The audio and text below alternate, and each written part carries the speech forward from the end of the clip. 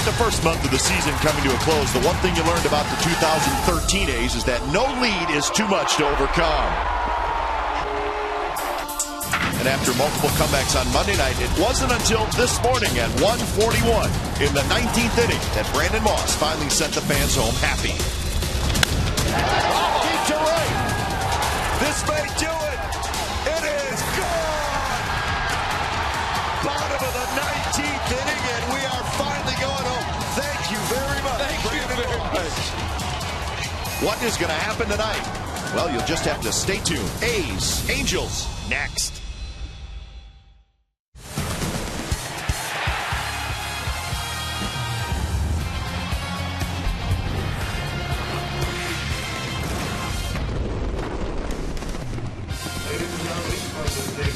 What a night last night. Tonight we're right back at it. It's game 2 of this 3-game series between the Angels and the Athletics. You'll see it right here on Comcast Sportsnet California. Brandon Moss, he probably slept pretty well last night. He was the hero in the bottom of the 19th inning. Tonight, it's up to Jarrett Parker. He needs to have a good start. And the Angels are struggling. The A's trying to put together a winning streak. So game 2 of the series is coming up on Comcast Sportsnet California. Hi again, everybody. Welcome to Oakland A's Baseball along with Ray Fosse. I'm Glenn Kuiper. Well, baseball's a great game. You play 19 innings and you go to sleep. You get right back at it, Ray. We wouldn't have it any other way, but it was a record book night last night. Longest game in Oakland A's history. A lot of fun, and people still talking about it. It was a crazy night. Every time I see Brandon Moss putting his pie in his face, his own pie face, you know, that's an amazing thing. But so many great things happened last night. I think you brought up a good point. The A's actually were down 5 runs in the 8th inning. They came back, were tied in the 9th inning. But all those statistics, 6 hours and 32 minutes, the longest, the 19 innings. But I think the biggest thing, seeing Brandon Moss hit the walk-off home run on an off-speed pitch after not being able to make contact on fastballs. Probably the most surprising. He was as surprised as anybody. He had gone opposite field with a fastball and a home run and then pulled the off-speed pitch. So a great way to end the game, especially for the A's in the comeback effort. So indeed, a lot of fun last night, but it's time to move on and get to tonight. And it's another start for Jarrett Parker, Ray. It's his 6th start. Right. So his first 5, 1 good one and 4 not so good. Well, he had a good one against the Angels, although he went just 3 1/3 innings. You look at his starts, the good, the bad, probably the ugly as well. But the start against the Angels, 3 of the best changeups he's thrown all season came to Josh Hamilton with the bases loaded. They got a double play ground ball off Mark Trumbull's bat. So he is very capable. I think it's a matter of him using his changeup, which he probably is going to use more and more. Fastball's there, the breaking pitch is there. He just needs to get a wind under his belt, and I think he's going to start from there. So who's got any gas left in the tank? Both the pitching staff's pretty beat up, and the A's, as the position players, a little bit beat up. You're going to see a little bit of a different A's lineup tonight, and we'll show you that lineup when we come back as we get set for Game 2 of the series from the Coliseum. It's the A's and it's the Angels coming up.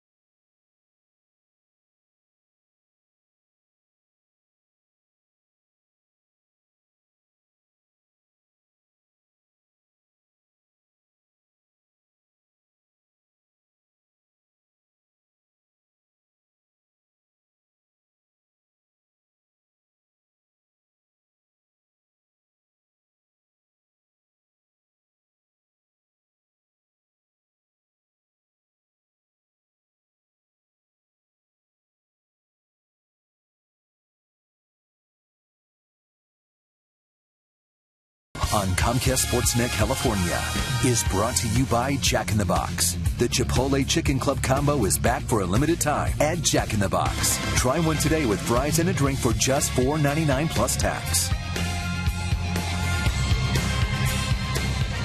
Jared Parker likes the green jerseys. His choice. So that's what the A's will wear tonight. We're calling it the day after. Technically, it's not the day. It's right. The same day. It's the same day. I think everybody knows what I'm talking about. Game time weather presented by the Santa Cruz Beach Boardwalk. The admission-free boardwalk is open this weekend. Another beautiful night, 69 degrees. For Game 2 of this 3-game series between the Athletics and the Angels. That is Erick Aybar, who just came off the disabled list today, so he's happy to be back. Let's look at the Angels lineup. You saw Aybar, and he's going to lead things off at shortstop. Trout will be in center. Pujols will DH. Trumbo at first. Hamilton at right. Kendrick at second. Conger, the catcher. Harris at third. And J.B. Shuck will be in left field. Jared Parker, of course, probably got more rest than anybody. I would think that he and tonight's starter for the Angels, Garrett Richards, would have left early, especially when they saw the extra innings. But Jared Parker, regardless of the rest, got a new haircut before his last start, but he is 0-4 in the season. Very inflated earned run average. He wants to change all that tonight against the team he's already faced in his second start this season.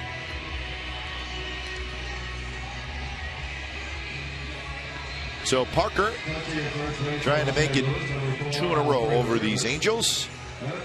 Here's the defense behind Jared Parker tonight. Smith in left, Cespedes in center, Reddick in right, Donaldson, Rosales, Sogard, Moss on the infield with Norris doing the catching. So Ray, the A's are a little bit banged up. Yeah.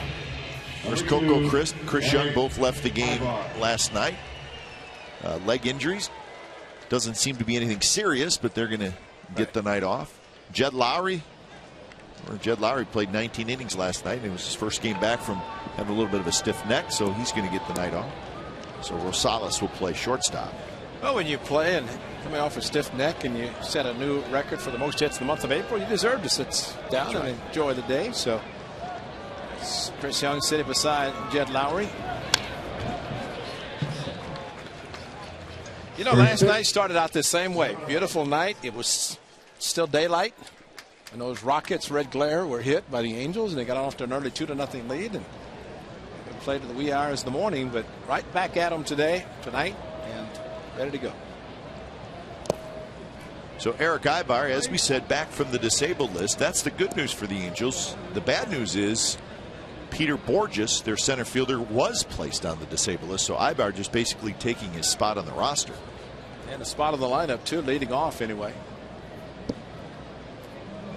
For Borges, it was a left hamstring. Yeah, when he jumped to the bag on a nice sacrifice. Ground ball to Moss, steps on the bag, and that's out number 1. Now this is the injury to Peter Borges, very important part of the Angels lineup. And he did it on a sacrifice. And did not just assume it was going to be a sacrifice. He's trying to beat it out. When he hit the bag, grabbed him in the left hamstring, and right there he knew it. Everything was fine. Runs very well, very hard, very fast, and it's unfortunate for him that happened, and just adds to an already long list. So Borges on, Aybar off. First pitch to Mike Trout, in for a strike. Started to say the second start for Jared Parker, which was in Anaheim, his second start. He loaded the bases in the first inning. The A's scored 2 against C.J. Wilson. After the first 2 outs, the A's would score 2. Brandon Moss, a big bases loaded base hit. The A's had a 3-0 lead. Bases loaded, and he got out of it with great changeups to Hamilton and a ground ball double play at Trumbo. So those things were good for him. On the backhand is Sogard, flips to first. A nice play by Sogard for out number 2. That was a very hard hit ball. Wow. That's a Gold Glove play there, because he knows if he stops and tries to plant and throw, he's got no chance to get the speedy Trout. But Sogard right up the middle, just caught through, and very, very accurate throw to first base to get Mike Trout. That's a tremendous play. 2 outs here in the first inning for Albert Pujols.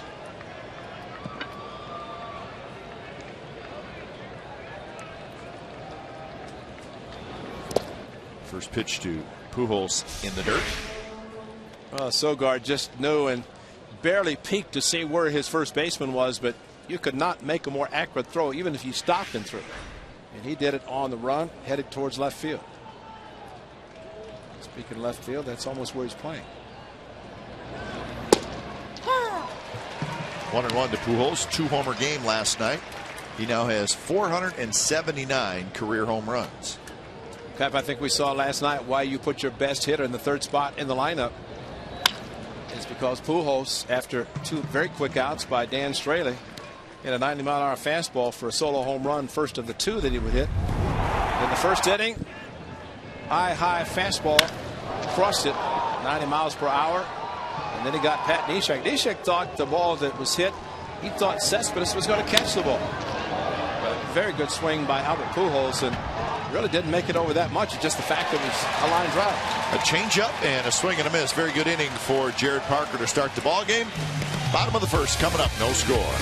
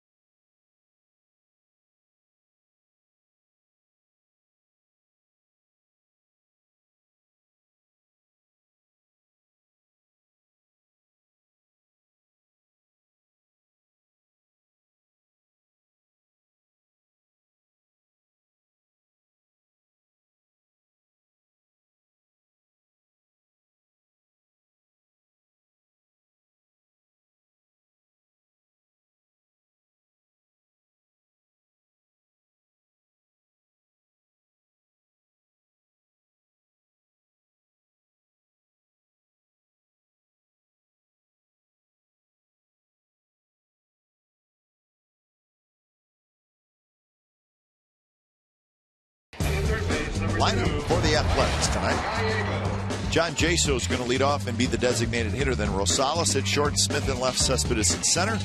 Moss at first, Donaldson at third, Reddick at right. Norris will catch, and Sogard will play second base. Garrett Richards, of course, filling in. Jared Weaver on the disabled list, so he makes the start. And first ever start against the Athletics. He made 3 appearances against them last year. This season, you see the number of games and the starts that he has made. And his fastball will top out mid-90s, so that's probably why he's been in the bullpen. Now gets a chance to start. He has 4 pitches, including a couple of different fastballs, but we'll see how he performs. Similar look to Jared Weaver, yeah, with the hair length anyway. He looks like him.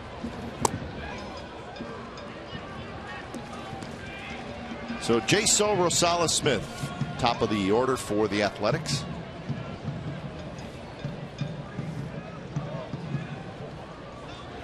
Garrett Richards, one of the top prospects for the Angels. Saw him out of the bullpen last year.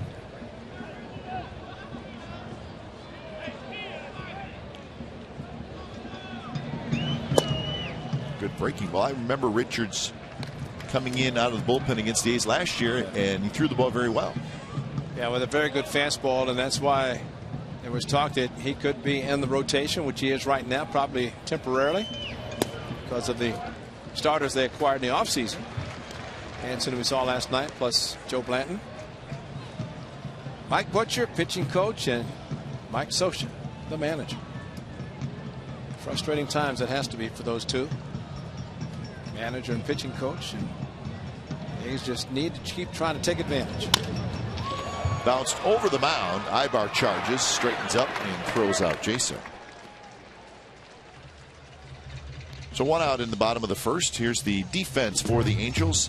Schuck, Trout, Hamilton in the outfield, Harris, Ibar, Kendrick, Trumbo on the infield, and Hank Conger does the catching. So we went way out on a limb last night and said, I don't think Chris Iannetta is going to be in the lineup tonight. Iannetta caught all 19 innings. Very impressive. And I think you said it best. Look in the dugout, and the only one you see with a smile on his face, and Chris Iannetta.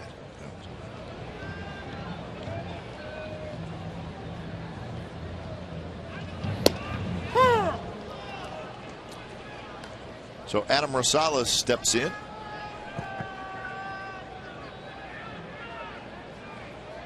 Rosales had the hit in the 15th inning that tied the game.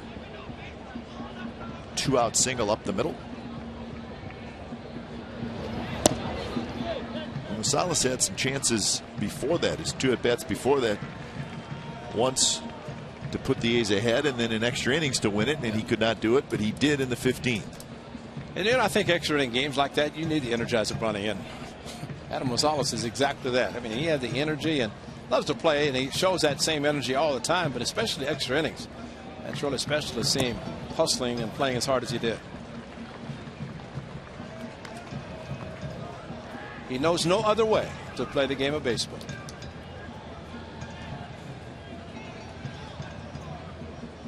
Rosales sitting right at 250. He's 4 for 16. He's got a double.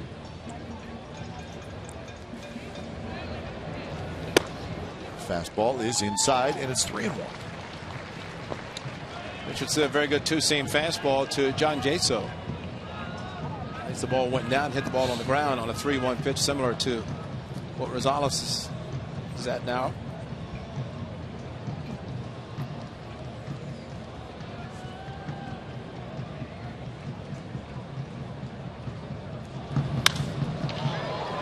Off the end of the bat to right field, Hamilton coming in. He's got it.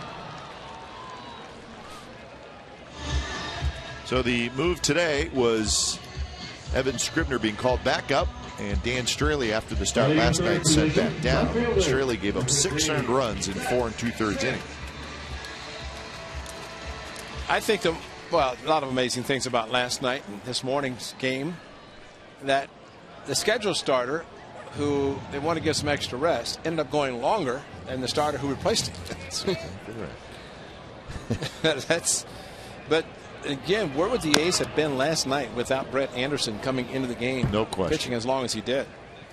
And well, with everything going on, for him to come in and pitch so effectively, and really, I was listening on the way home last night, and I guess someone had the MLB track on the 4 pitches when he walked Shuck. 3 of them showed being the strike zone of the 4 that were called balls. But he did a very good job. Screamed just enough as he exited the game that didn't get ejected because he had to go back out and pitch, but pitched very well. Smith hits a fly ball foul left field line. So 79 pitches for Anderson. 5 1/3, just 3 hits. And actually exited the game reaching back to try to field a ground ball just over the pitcher's mound, but that hard slider down, and just did a tremendous job getting the A's the 5 innings out of the bullpen because they were done. Jerry Blevins, I mean, Seth Smith might have been pitching at about the 15th if Brett Anderson hadn't gone in. And he was scheduled to be the pitcher following Jerry Blevins. Tommy Malone was going to go to left field. But Brett Anderson, very, very good for 5 innings. Jerry Blevins got it at bat. Well, Bob Melvin said today that he did not want to use Jerry Blevins last night, but he did not have a choice, and it ends up Blevins throwing 25 pitches. So I think Jerry's on the shelf tonight. Yeah, that's 3 days in a row, and really 4 of the last 6 for Jerry Blevins. 2 had a couple of days off, and then 3 straight games, 3 consecutive. So Smith taking his time. He fouled one off his foot.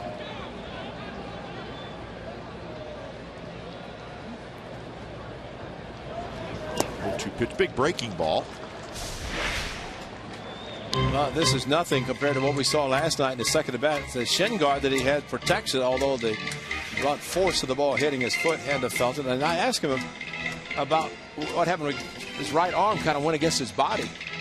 And he said he had a dislocation, just like a grinding feeling in his right shoulder. That's why it just initially affected him running to first base, but able to stay in the game and played the entire game. Good breaking ball, and both pitchers 3 up, 3 down. First innings with a strikeout. On to the second, no score. A's and Angels.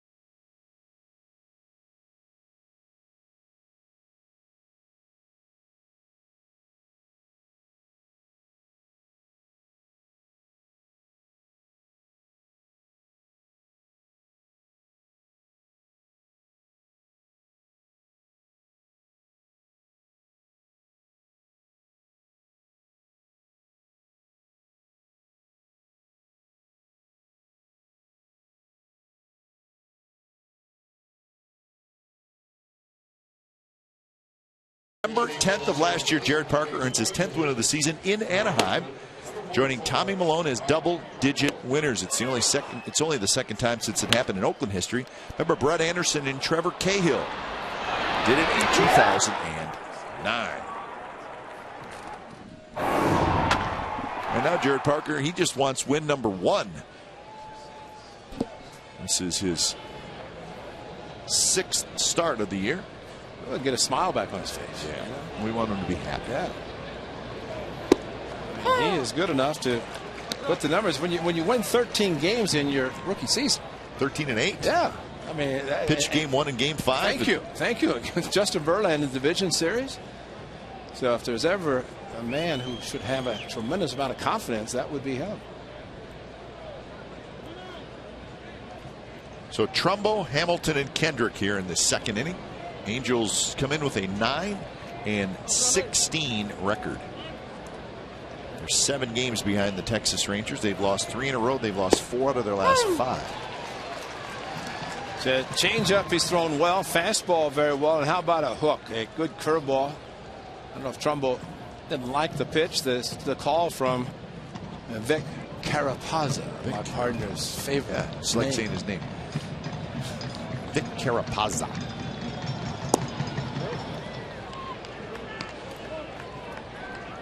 Cedarstrom is at first. Lance Barksdale at second. Kerwin Danley, who slept well last night, he's at third.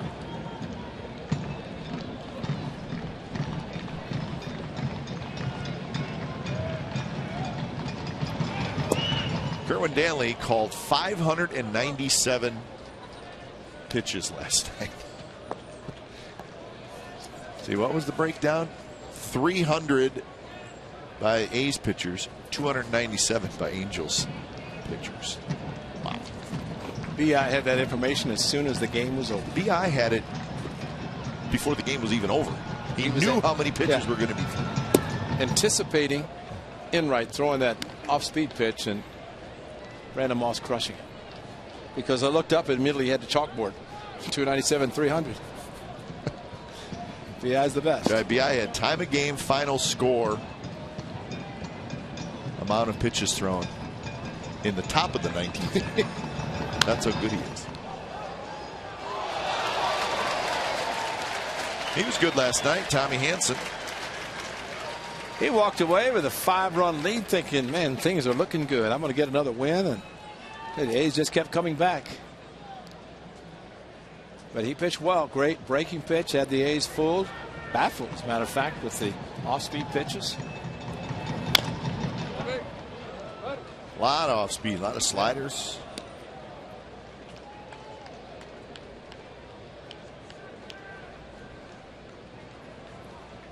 Trumbo had a big night last night. He was 3 for 8, single, double, homer, 3 RBIs. He hit a 475-foot home run last night.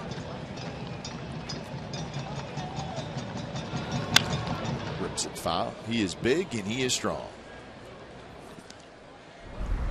Here it is. This is 475. Cotton in your ears, folks. And the amazing thing is how he went around the bases, and poor Dino Ebel, the third base. Ow! Look at Dino, said, you killed me, man. You just broke my hand with that hard slap. What, the dugout did the same thing. Good pitch there, swinging strikeout, and that's out number 1. That's some great swings by Mark Trumbo. He's in that category of being locked in, kind of like Josh Donaldson from the A's. Several of the A's players. That good two-seam fastball down and in. How about this? The leg kick, get the foot down, but the two-seamer down and in, almost like a lefty. Brett Anderson throwing the hard slider down and in. Tough pitch to hit. Fortunately, Brett Anderson, or Jared Parker, that is, got the strikeout with a pitch like Brett Anderson.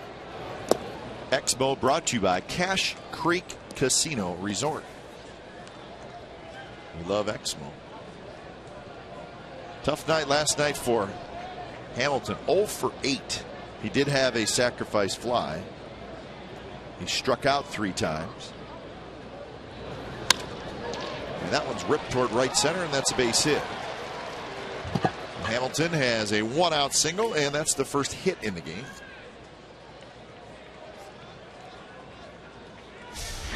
Josh Hamilton has never seen a fastball he didn't like. That was at 92, down low off the end of the bat. But it was straight, nice swing, and that's what he does to fastballs. First pitch looked like a changeup that missed and went back to the fastball. And I guess you could be happy that he kept it in the park with just a base hit. So Hamilton is aboard, and here's Kendrick. Hey, Ray, one thing that you've said a lot about hitting is loading up. Yep. That right there is a perfect example. That's the load. If you're a viewer at home and you're not quite sure what we mean when we say the hitter loads up before he swings, that right there, loading up on your back leg, that was a perfect example of just where your power comes from, right? Well, you have to do that. You have to generate, you have to start your body, load up so that you can be able to swing the bat well. That pitch was overthrown to the point that Derek Norris was expecting it in one part. So now you know when we talk about it, right? To the back leg. Yeah. Lifts the leg just a little bit, but he goes back, weight shift forward. And really, it's kind of the same thing on all pitches. That's why the off-speed pitches that he's very vulnerable to swing and miss, because he is loaded and looking fastball, which hitters do. Try to make an adjustment on the off-speed pitches, but he is swinging through them so far this season. He's just terribly aggressive. Maybe terribly is not the right word, but you can load up and still lay off a pitch. I mean, you know, that's what it's all about. And I think you have to load and then make a decision not to swing at a bad pitch, but be prepared and ready to hit with a pitch in the strike zone. And if there's ever any wonder why hitters lift up their front leg, well, if you lift up one leg, all your weight transfer goes to the other leg. Right. So.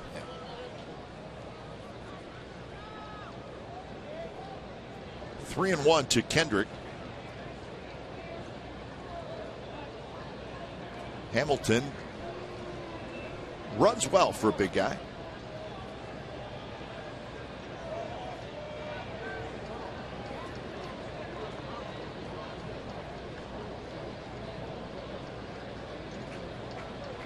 Hank Conger, a switch hitter, waiting in the on next circle.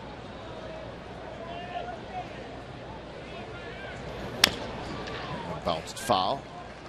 So now full count. Watching Jared Parker look back at Hamilton at second base. Now, we have seen, and you always see, where there's a runner at second, shortstop Rosales has to play Kendrick to pull the ball. You look again because there's nobody there, but just to make sure that he's not staying in the same pattern. 3-1 fastball tailing inside, and Kendrick pulls a foul. But as a pitcher, give him a couple looks, but don't think about it because really nobody's holding. They're trying to hold the position, take any ground ball that might be hit. Change up on 3-2. Kendrick strikes out. 2 outs. You know, Jared Parker's changeup is so good. Tommy Malone's changeup so good that whenever they have these counts, they should be throwing all the time. Hitters are going to be aggressive looking fastball, as Kendrick was on the 3-2. He pulled the string way out in front. And it was a pitch out of the strike zone if Kendrick takes it, but more times than not, they'll be swinging.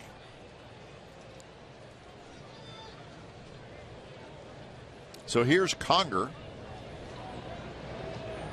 Conger, the only position player that did not appear in the game last night.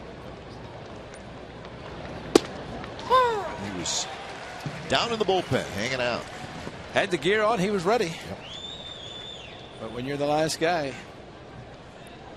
he knew it. Absolutely. I mean, you have to be versatile if you're going to be that last guy, because that means you have to be able to play any position.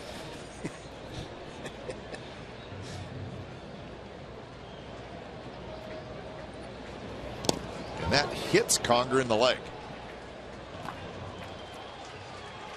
So Conger will grimace a lot, but he's going to get to first base.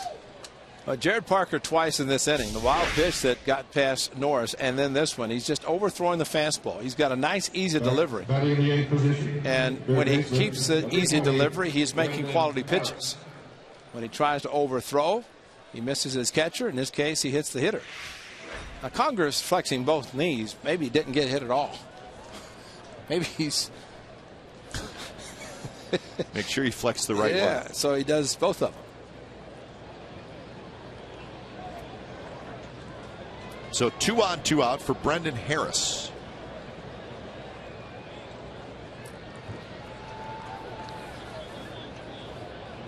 Brendan Harris was 2 for 9 last night.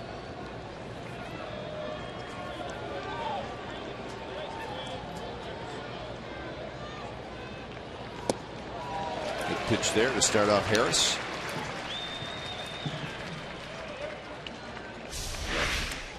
Good slider to start. First pitch slider. Harris looking fastball, swung like he was looking for it, didn't get it.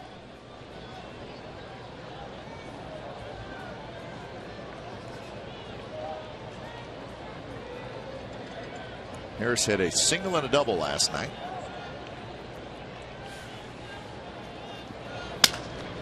Rolls that one to third. Donaldson stays down at guns at the second. Side retired. Couple of runners stranded for the Angels. Bottom of the second coming up. Cespedes, Moss, and Donaldson will hit.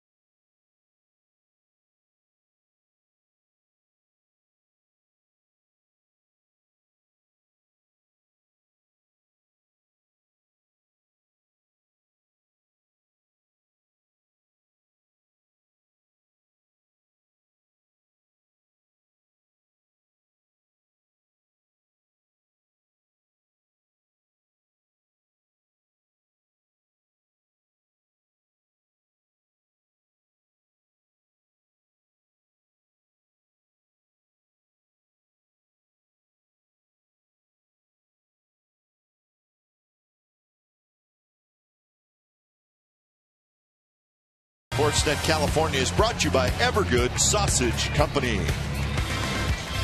Great look at the concourse here at the Coliseum. Always busy place. And it always smells good. Because the Evergood sausages. That's right. Almost as good as Fenway Park. You know, they've changed it so much. They've taken that 100-year grease and gotten rid of it. I it's agree. Horrible. I noticed it when we were just there. Of course, it was 11 degrees as well when we were there. So the grease was frozen. They needed to melt it a little bit. Cespedes going with the high pant legs and showing the green socks instead of. I mean, he looks like Bo Jackson now, as big as Bo was. This guy is. Big bouncer. Harris has it. Throws high, and they tag Cespedes, and that's out number 1. Trumbo. 6'4" just reached up and grabbed it.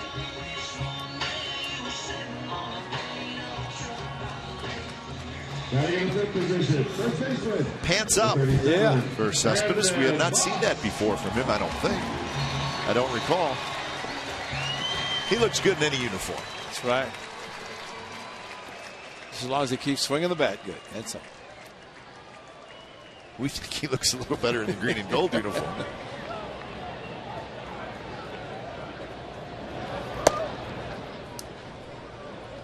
You know, Brandon Moss has always been a very good player. He's been very good with the Athletics, but he's always been honest.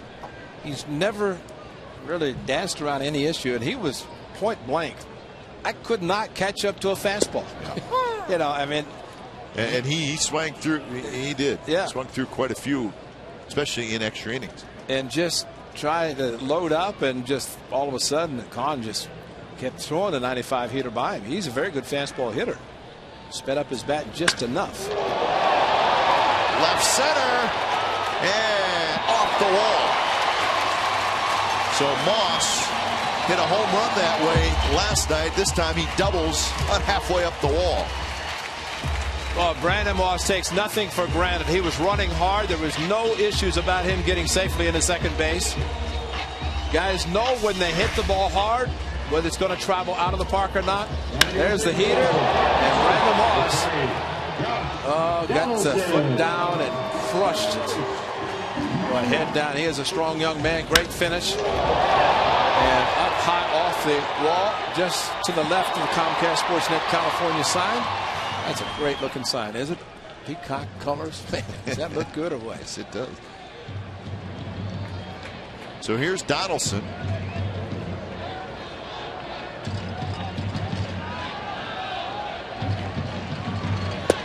I was thinking about this last night. Coming into this season, every team has question marks. A lot of people felt with the A's, would Donaldson and Moss be able to duplicate really what they did the last couple months of the season, where they were terrific last year? Because there's really not much of a track record. And I think it was a legitimate question, and one very important for the A's, that these two guys do play well, and they've both been terrific, at least the first month of the season. Well, you can look at their numbers offensively and see combined 6 home runs and 39 runs driven in, both hitting around 300, if not better, for Donaldson. But defensively, they've played spectacular defense at the corner, so they're doing both. Big breaking ball, strike 3 call. Donaldson in major disagreement with Vic Carapazza. Well, it had to be the height of it.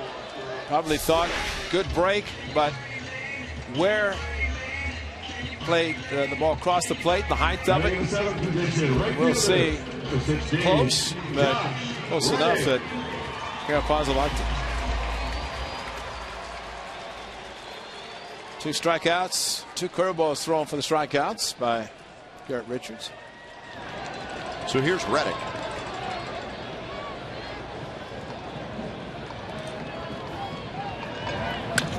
Reddick, first pitch breaking ball, fouls it straight back.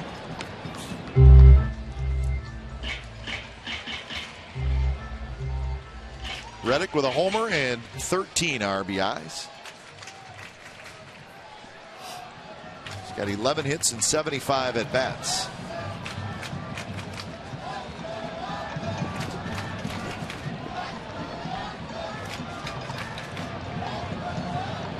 Moss the runner at second. Hayes with a chance to take an early lead. And now it's 0-2. That was 93 miles an hour, and it was sinking. Wow. Yeah, it was nasty.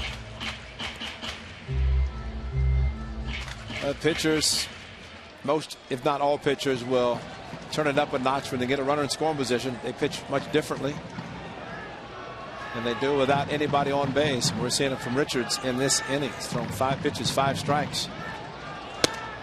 Fastball is high, 95 miles an hour. Because we saw last year how Bob Melvin used his entire roster, and I think we again saw it last night, and how players really buy into what he does. Josh Reddick, important member of this ball club, yet Bob Melvin put in Chris Young last night to pinch hit in the 8th inning, comes through with a big base hit up the middle to make it a 1-run game. Lifted toward left center. Shuck is under. He's got it side retired. So Moss has a double. He is stranded. No score as we head to the 3rd.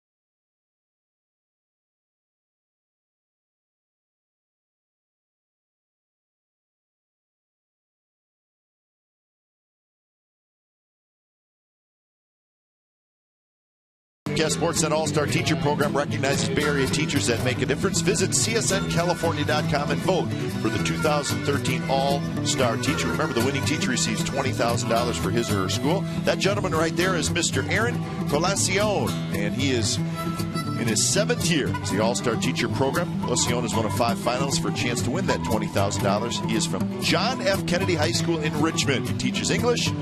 He's the high school soccer coach using sports to help kids get good grades and stay in school. So, doing a terrific job. Enjoying. So log on, CSN California, and vote. Mr. Aaron Colacion. Very good, man.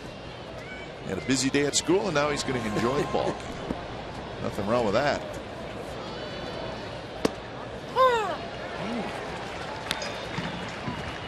So Shuck, Ibar, Trout. So a lot of speed. These 3 hitters.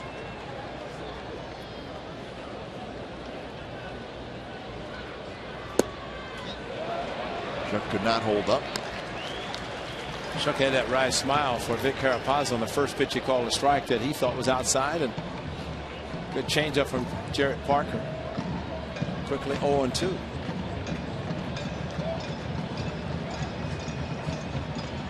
Shuck is 6 for 14 on the year. You're going to have to hurry.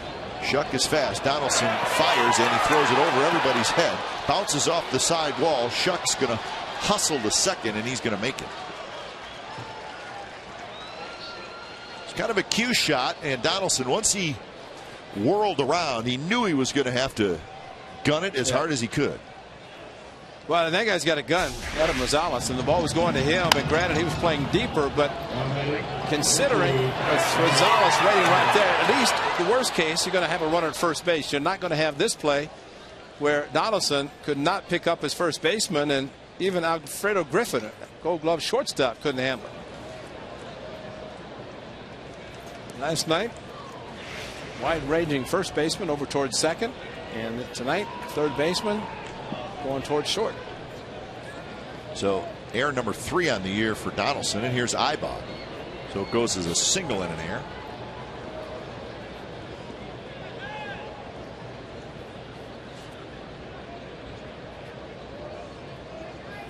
Ibar is a terrific bunter, and he squares to bunt. And that one rolled up the third base line, but just fouled.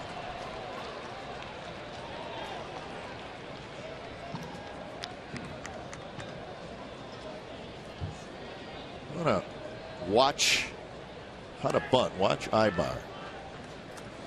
Well, like Peter Borges, who unfortunately for the Angels and for baseball is on the disabled list, but when you have the speed that Ibar, Borges, guys like that have, and they bunt, that's a good bunt. Yep. They just try to push it to third base, forcing Donaldson to field it, which is the textbook way of doing it. But the speed that the hitters have when they do lay down a bunt, you have to concentrate on one out, and it's usually the guy who's bunting the ball. You think too much about the base runner, you take an extra half-second step or something, and he's going to beat it out. Donaldson creeping in. No bunt attempt this time. It's a swing and a miss. And that probably is the one he wanted to bunt right there. And the way he swung at that pitch, almost as if he was bunting on his own in the first attempt. And a third base coach at times will say to the hitter, get him over side. In other words, get him over the best way you feel comfortable. If you don't think you can pull the ball, bunt it. Ibar on the second pitch had one to pull, but it was a very good off-speed pitch.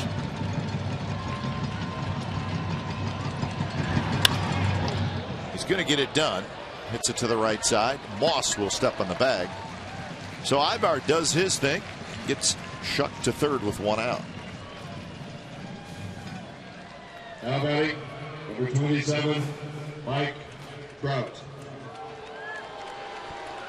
So Parker gets Ibar. So Ray, where are they setting up here? Fastball inside to pull. I mean, you're trying to get him to hit the ball on the left side, and you're really helping him by giving him that pitch, and really just fooled him on a changeup and way out in front. But to get the location where he can pull the ball the way he did, it's exactly what he was hoping for. Rosales charges. Throw is wide, and Trout beats it. Run comes in to score. So the Angels take a 1-0 lead.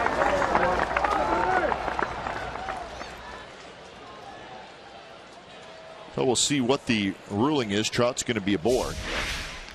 On the speed, and Trout and Adam Rosales did not have a chance to set himself because of the speed of Trout, and his throw a little bit offline.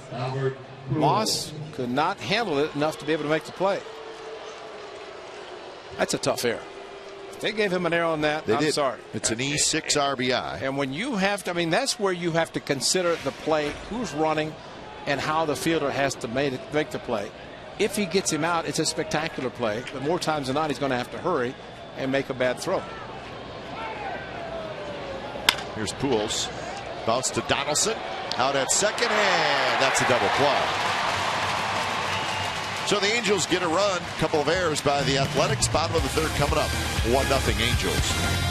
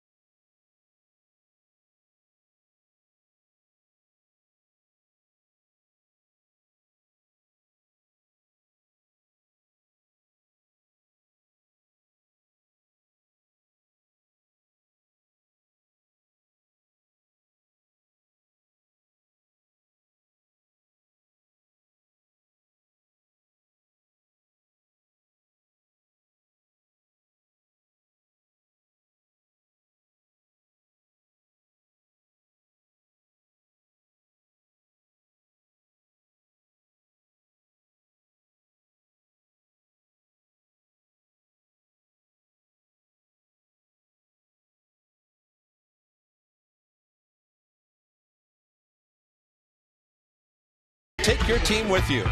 MLB.TV is celebrating 11 years. Join the millions of fans and subscribe today. Watch every out-of-market game live online on your favorite mobile and connected devices in HD quality. MLB.TV, baseball everywhere.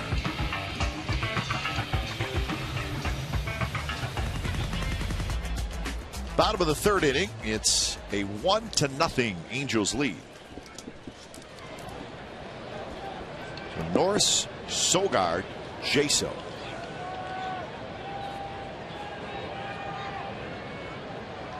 Norris hitting .256 with 4 RBIs.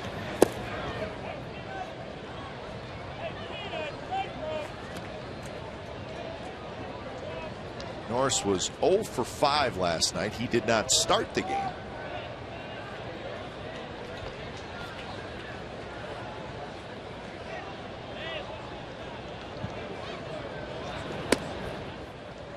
These are 15 and 12 coming into tonight's game. They're 12 and 2 against the AL West. How about that? Yeah. And the only two losses were the first 2 games of the season against Seattle. That's right. That's right. King Felix and Iwakuma. So they're 6-0 against the Astros, 4-0 against the Angels.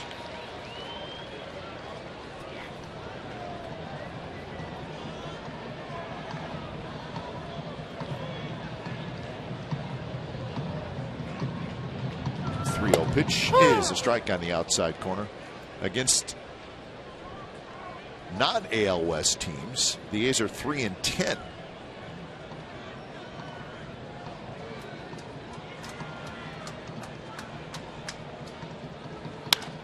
That one bounced right up the middle and into center field for a base hit.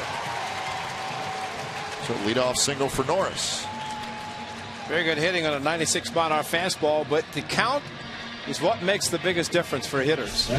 Work the count to 3-0. Richards threw a 3-0 fastball and another 3-1 fastball. And Derek Norris right back up the middle. And for someone who is not getting a chance to play every day, which I think in the future he will get that opportunity to catch 125, 130 a year. And once he does, then his hitting is going to continue to improve. But he's done a remarkable job considering the fact that he's not playing every day.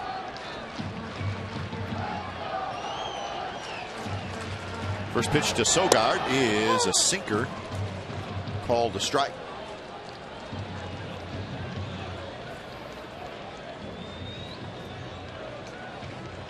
.231 the average for Sogard.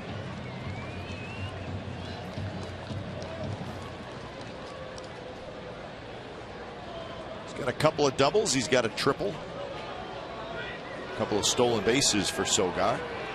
The hardest ball he hit was at Fenway Park, where it's 380 to right field. That's right. Good call. Victorino caught the ball at the warning track. Any other park, that's a 3-run home run. Here, goes over by 20 feet.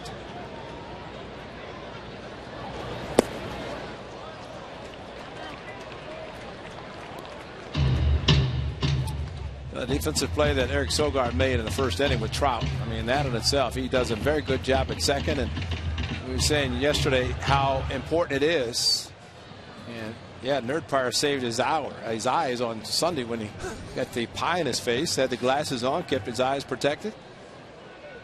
But the fact that he's getting a chance to play second base exclusively and not moving around the other infield positions, which he's capable of playing, would have made a difference for him. Breaking ball, outside corner strike.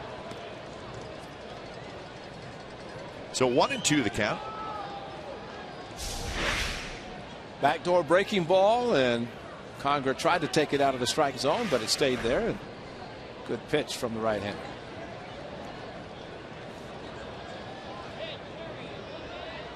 Norris has a good lead, and Norris takes off, and the ball is hit foul. Norris was dancing a little bit. And he was dancing so much he saw Richards never looked at him and took off.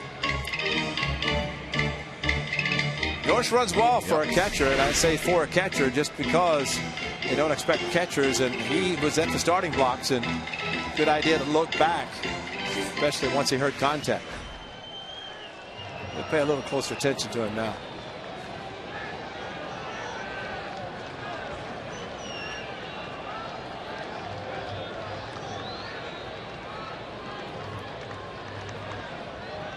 Quick throw to first. The outfield shifted slightly toward left center. Very shallow. In fact, J.B. Shuck is extremely shallow in left field.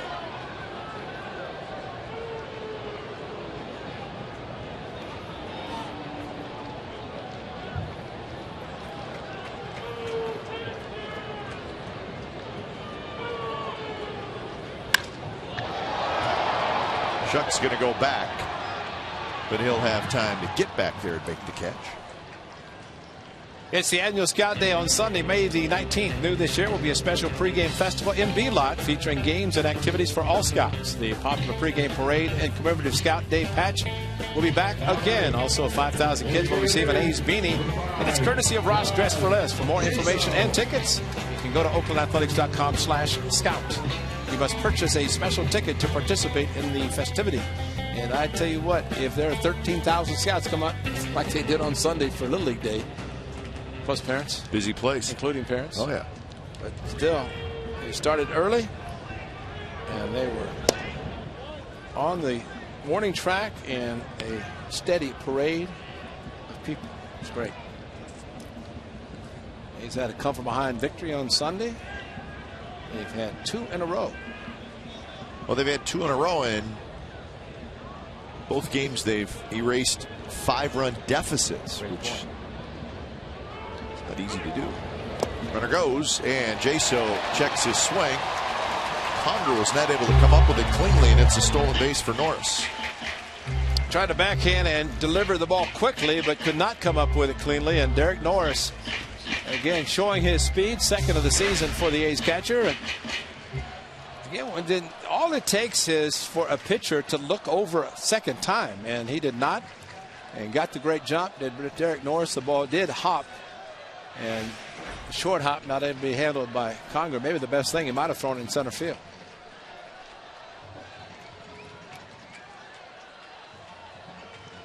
To a pitch, a breaking ball, and it was a good one. Jaso swung through it. One thing, Jaso seeing a lot of breaking pitches, sliders, and curveballs, and seems to be swinging over them almost to the point that maybe start looking for them so he can begin to get the fastball he probably is looking for more than not. There was the fastball, a little up, he fouled it back.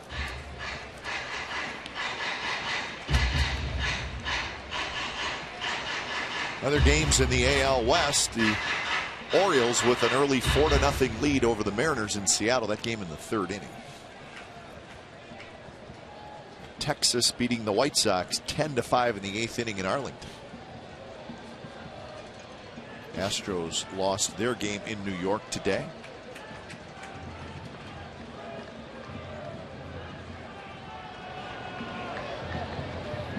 Two pitched, bounced slowly toward Kendrick. On the move, throws out Jaso for out number 2. Adam Rosales with the A's trailing by a run in the 15th. Looked like it's going to be over, but instead a high fastball from Jerome Williams. And a base hit up the middle. Rosales driving in Derek Norris and then sliding hard into second base. And gets the run-scoring single to tie the game in the 15th. The A's, of course, would win it in the 19th. But, Cap, I think you said it best. Adam Rosales had a few opportunities, but came through big time there. That was the unearned run, thanks to a drop ball by the first baseman. It started the inning. Rosales swings at that pitch in the dirt, bounces away from Conger, but bounces out in front of him.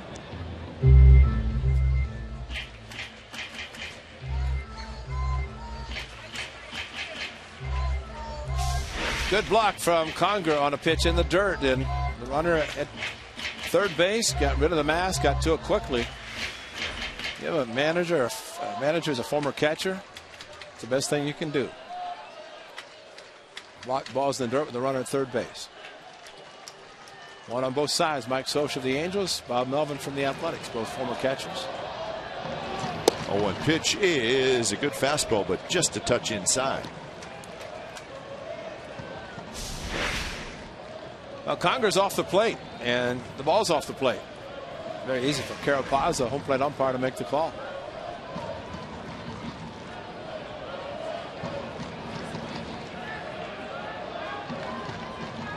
Norris is at third, inching down the line. Good curve, 1-2.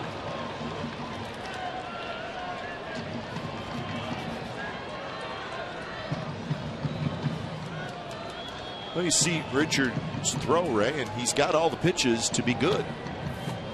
Still young enough. Young enough to go into rotation, probably, eventually.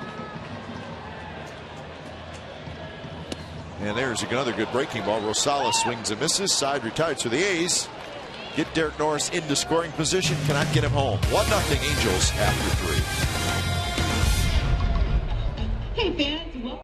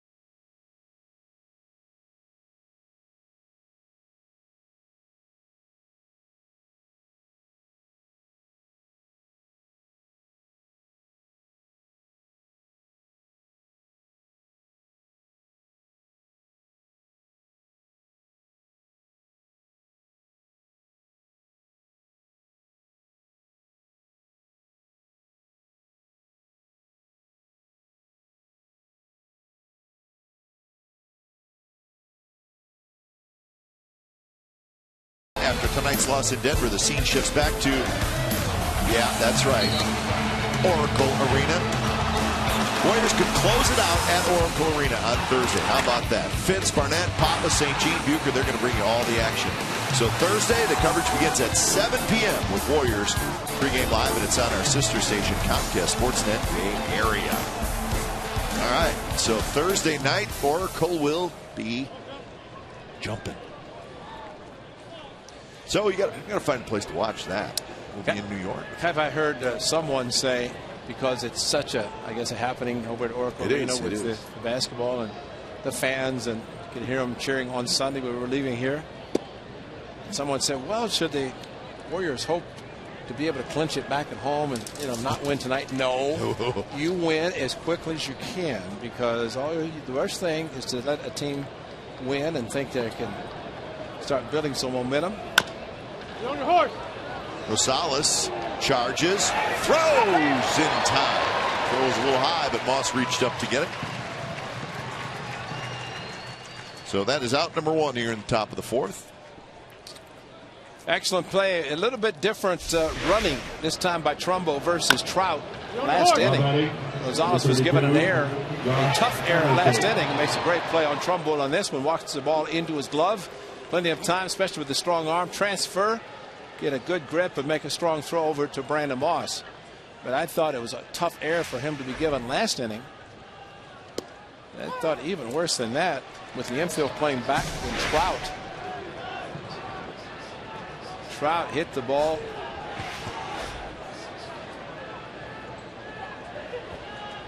Not only good at air, he's not given an RBI. So all those things worked in the favor of the A's last inning. And two very good changeups from Josh Hamilton.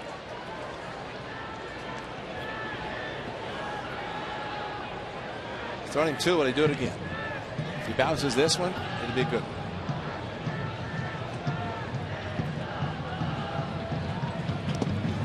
And he did throw it in the dirt, but Hamilton lays off.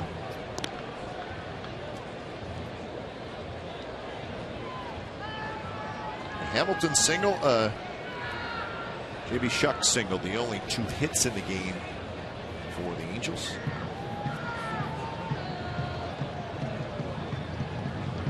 Outside, the changeup.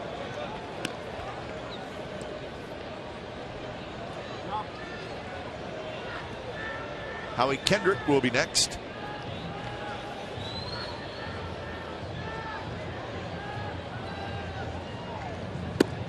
Another changeup, and again up and away. He's thrown 5. He's got to throw 6. Throw it right towards the middle of the plate and let it fade away or fade down. If you throw him close enough, Josh Hamilton's going to swing. He's that aggressive. And he went with a fastball, not close. So Hamilton is aboard for the 2nd time in the game. A 1-out base runner for the Angels. Now batting, number 47. We saw Howie Kendrick. Parker show a little frustration after that last pitch to Hamilton. So Norris making sure he's all right. And Derek Norris went down, maybe to calm him down, but also to say you have to throw your changeup. You can't get away from it just because he threw a couple of bad ones. Kendrick struck out on a good changeup, and he threw it 3-2 to Kendrick. That was in the 2nd inning.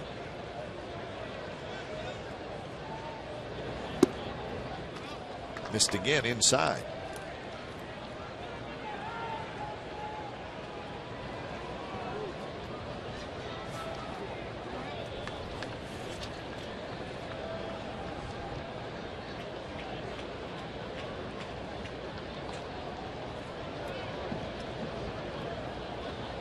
Kendrick in last night's game was 2 for 9. A couple of strikeouts.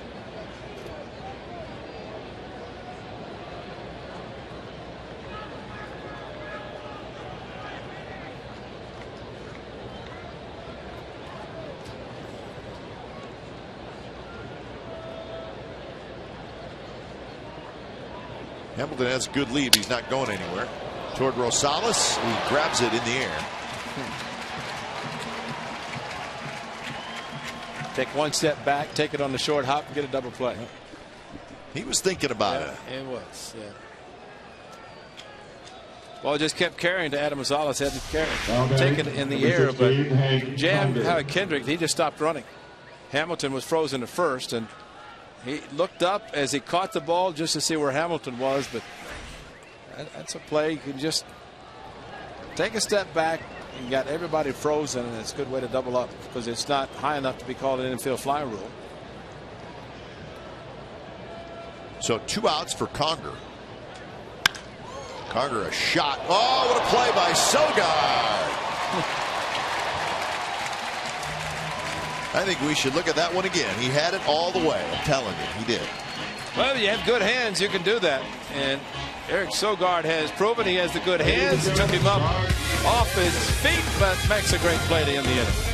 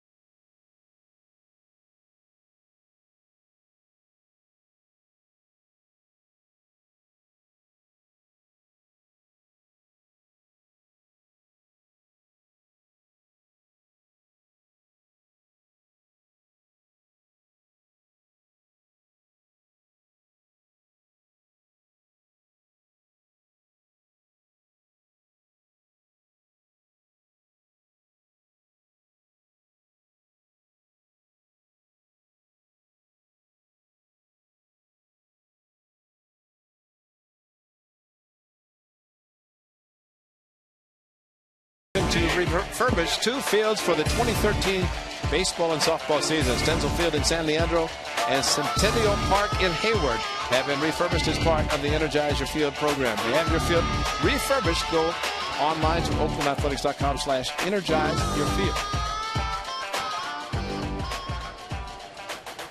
Bottom of the 4th inning from the Coliseum, and it'll be Smith, Cespedes, and Moss.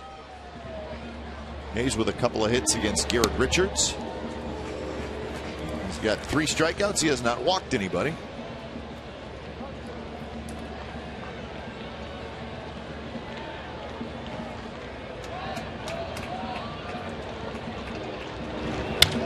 Smith with a shot into right field, and that's a base hit.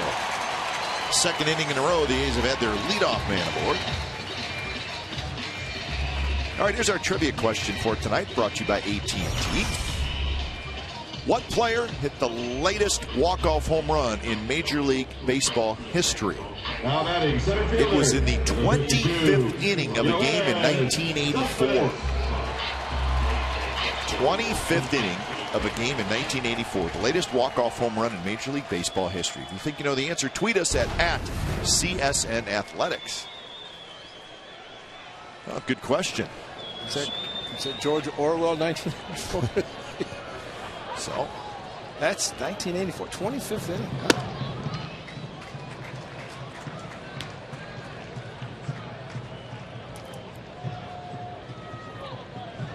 The game we referenced in Atlanta with the late Rick Camp, that was on the 4th of July. I don't think that was in 84. Was it? It was around that time period, but I don't know that it was 84. And I don't know that it was a home run that ended the game. No, it was not, if I remember correctly. It gave him the lead, I think, or...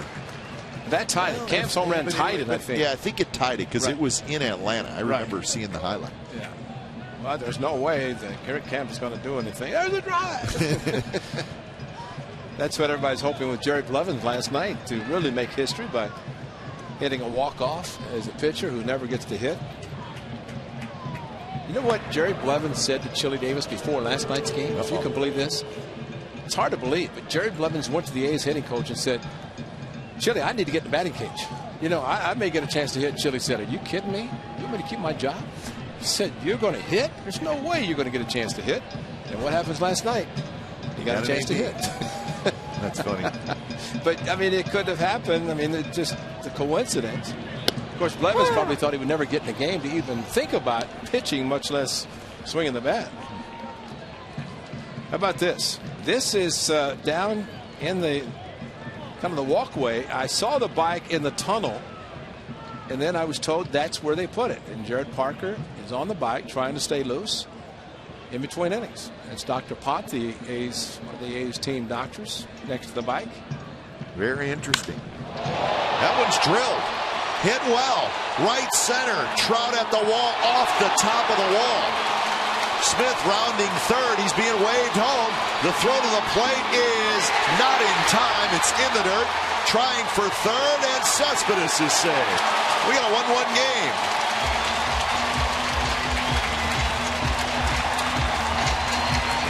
So Cespedes almost pumped one out of here. And the play at the plate, Conger, if he digs it out of the dirt, they may be able to get Smith, but he could not do it. Well, the high fastball on Yoenis Cespedes, such power. We have seen him go opposite field. They almost did it here. The wall, the jagged edge, just a little bit too high in right center, but very high. And backing up is Hamilton to throw in, and Mike Gallego, the aggressive third base coach, and he tried to scoop and tag at the same time, and Cespedes with the ball getting away. But Conger, that's a one-handed trying to scoop and tag. That's a difficult play. The short hop by itself is difficult. And the hustle by Cespedes, and ground ball to right spot is going to give the A's the lead. Swing and a miss. So it goes as a double RBI and an E6. The E6 being the throw home that was in the dirt, and they're saying that allowed Cespedes to go from second to third.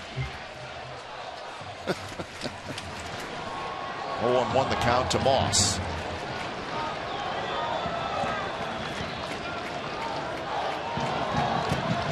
And that one gets away from Conger, and the A's are going to take the lead.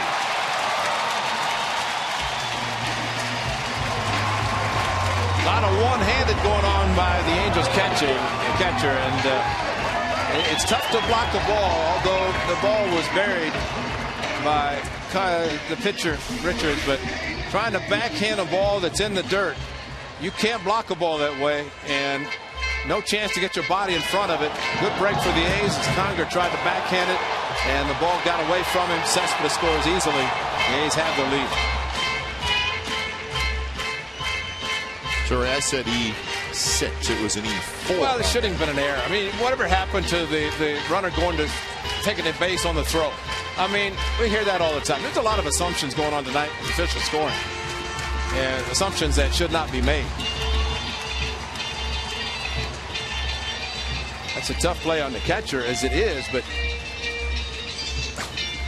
you just change it back to E6. You want to introduce him to the infield of the Angels? It's an error. How about that? 1-1 pitch, swing and a miss. I thought it was Ibar who threw it, and it was.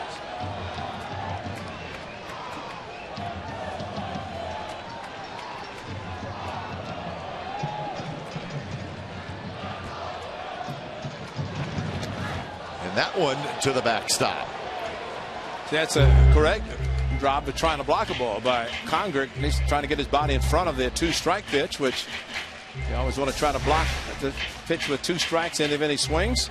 Moved his body, got in front, although the ball took a hard bite into the ground and passed him. Richards looks like he's a tough guy to try to catch. Tough to try to handle the pitches down in the dirt.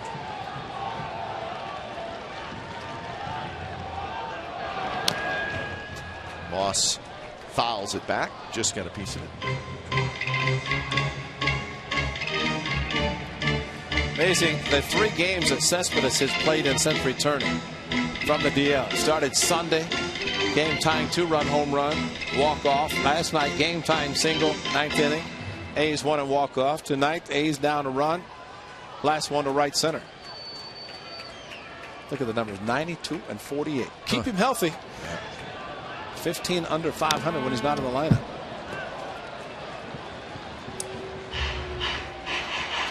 He's good. Mario Prieto, his sidekick, interpreter, where he will go up to the cage, soft toss, get his hitting ready. And he's been ready since Sunday. There is Mario Prieto, a former #1 draft choice of the Athletics, ambidextrous. And he's got it all. Fastball a bit inside, so full count. So the A's have scored twice to take the lead here in the bottom of the 4th inning. Richards wanted that strike 3 call, so he's going to go for a little walk.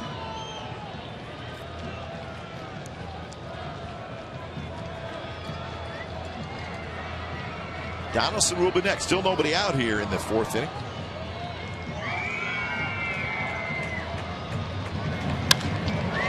Driven towards center. Trout circles it, and that's out number 1. Great fastball pitching last night against the A's, extra innings, and how about a change? Let me speed up my bat. Pat, you had a great call.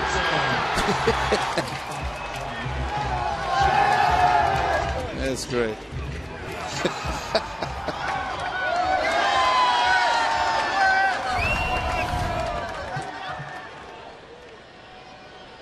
So 1 away.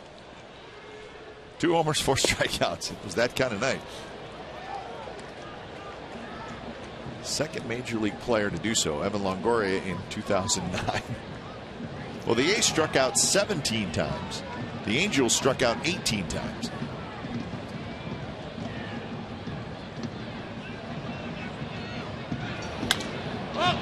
Skied to shallow left.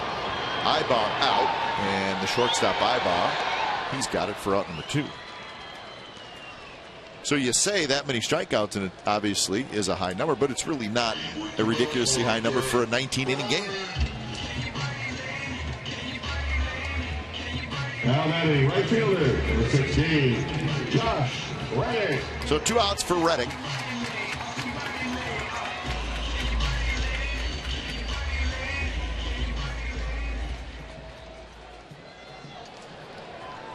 Reddick hit a fly ball to left field in the second inning.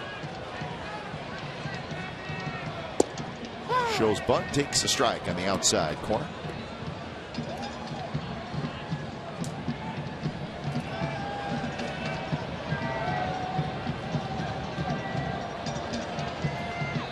Outfield toward left center for Reddick. And he hits it that way, and he hits it pretty well. Going back is Shuck. He's got it side retired. Good inning for the A's. They get a single, a double. A little help with an error and a wild pitch. So a couple of runs for the Athletics. We'll head to the fifth. A's now lead 2-1.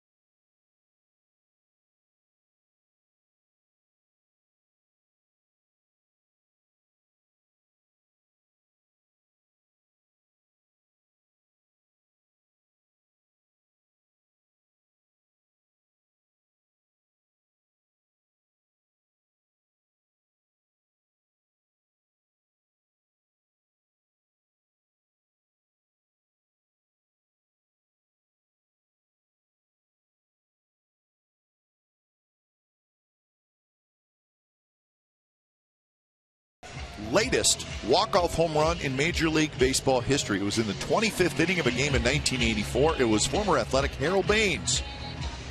Did it for the White Sox, 25th inning, beating the Brewers, May 8th, 1984. 7-6 was your final. Harold Baines.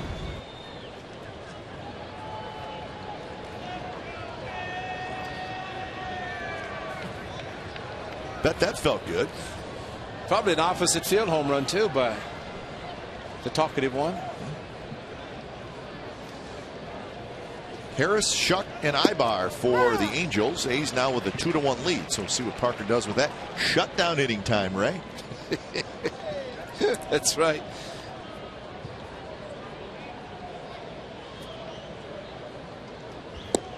Good changeup.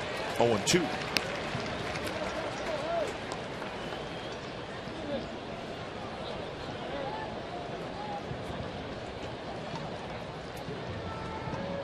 .52 pitches for Parker, so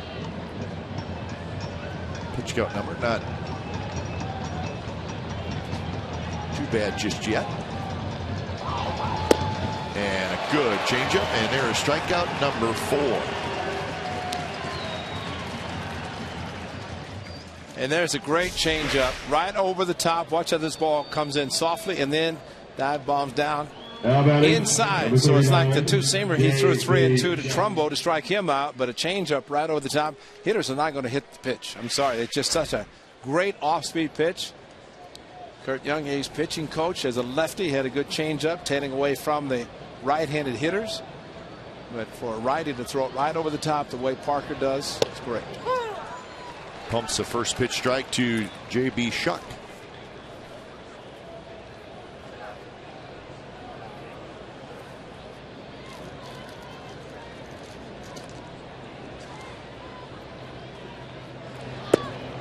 Shuck had a base hit in the third inning, and he scored the only run for the Angels.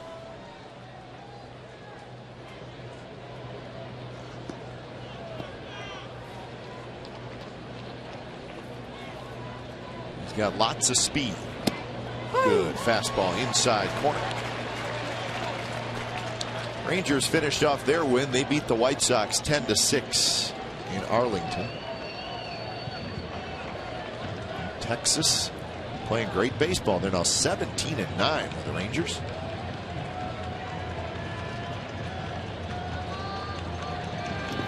In the dirt. Well, one of the best pitches thrown by Jared Parker is the changeup, and rotates kind of the circle with the index and thumb, but then splits the fingers, the middle finger and the ring finger. It's kind of like a split changeup. I mean, you're not going to throw the ball very hard with that type of grip, so it's a very good pitch, good changeup pitch. That's a good fastball pitch. 85% between the fastball and the changeup. Some high numbers, but that's how good his changeup is.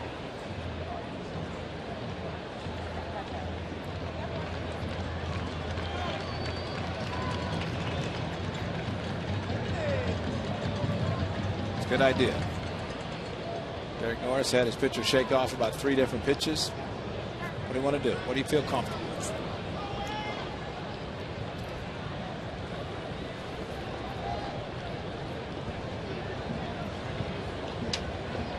Norris back behind home plate.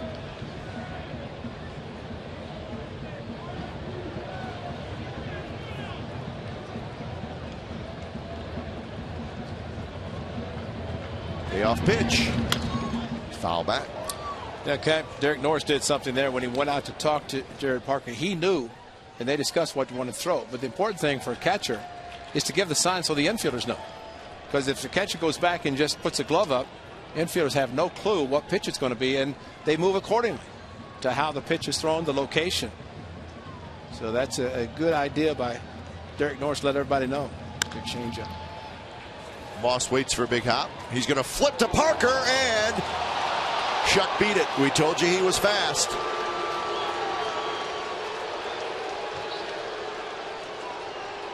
So Shuck is aboard. Parker got over there quickly. Good changeup. And he immediately broke to the bag. Slowed down momentarily there. And that's when he slowed down. Instead of taking the ball, running through the bag, he tried to jab at the bag. And by the time he did, Shuck had beaten it out. That is some speed. Bang, bang. See, ideally, you take the throw if you're the pitcher, catch it, and keep running through the bag, but kind of go up the line so you don't have a collision. But when he slowed down to catch the ball and then go to the bag, that's where the speed got it. And there's a base hit into right field. Shuck is going to go to third and make it easily. So Ibar, with Moss holding Shuck at first, just snuck one past him.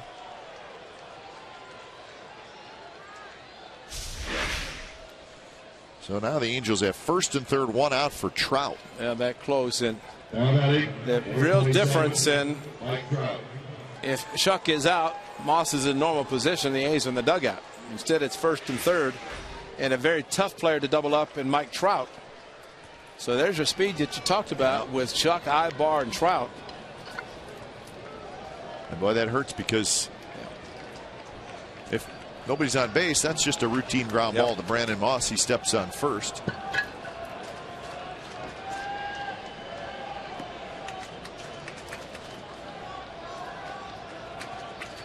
Long look, and the first pitch to Trout, and it almost hit him.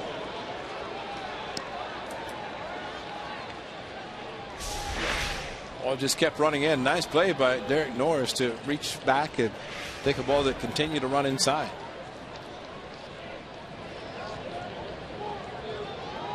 Seems like when Trout makes contact, he's running out of the batter's box, just like Shuck. Ibar with a good lead. Trout is 0 for 2. He reached on an error in the third inning. He got an RBI on that play.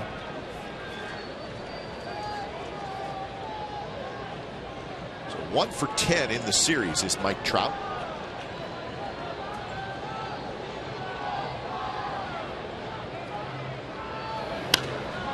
fouls it back. So Trout's batting average now under 250. He's hitting 248. So he's off to a slow start.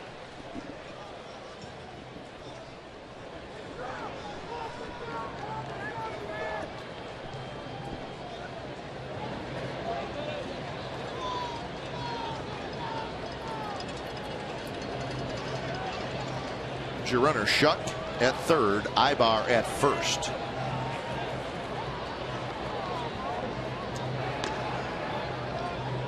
But the struggles of the Angels, Ray, but I don't think that Angels are necessarily concerned about their offense. I think it'll, when it's all said and done, be a pretty good offense. I think the concern is with the pitching staff. That's right. And the bullpen, which has not been good.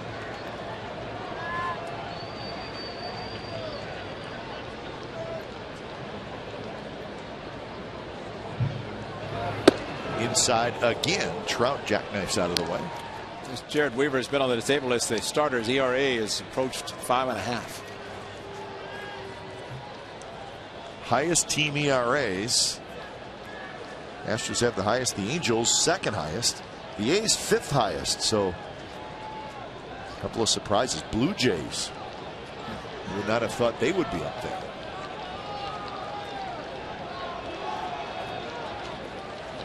Try to figure out baseball or predict it. Probably not going to come out the way you think. Be happy to get him back. Jared Weaver, the ace of the staff.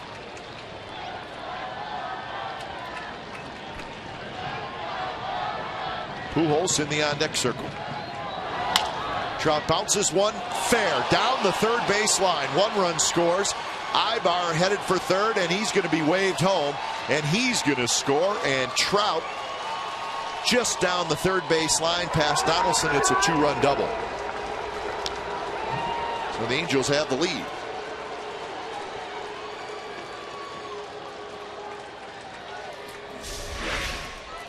All the little things that can cost you, and that was the location was bad. It was up, and Trout hitting on top of it, just over the bag, called by Kerwin Danley. It not only went over the bag, but landed in fair territory, but it's where it crosses the bag.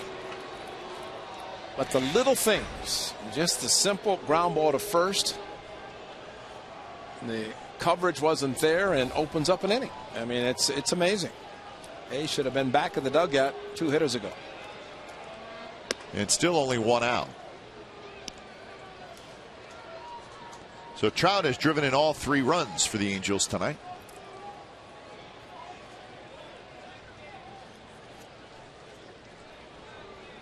And give Shuck credit. That was a routine ground ball, and he ran hard to first, big time. Third time through the lineup for Jared Parker.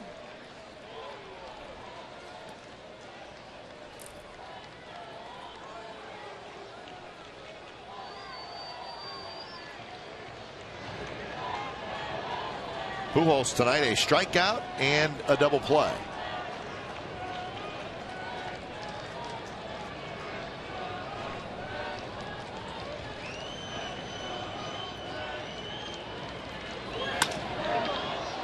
Popped up to shallow right. Reddick's got it. So that's out number 2. I might try getting a high pitch. And just over the back, Dino Ubel coming down the line, waving his speedy Ibar. He's going to score without a throw.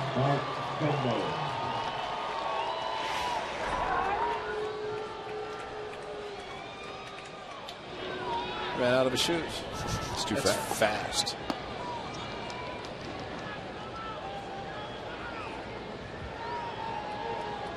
So here's Trumbo. Trout still at second base.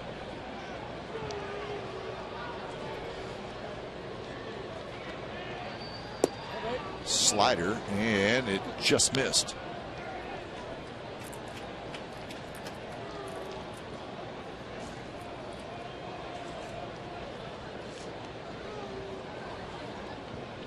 Trumbo looking for his first hit, strikeout and a ground out.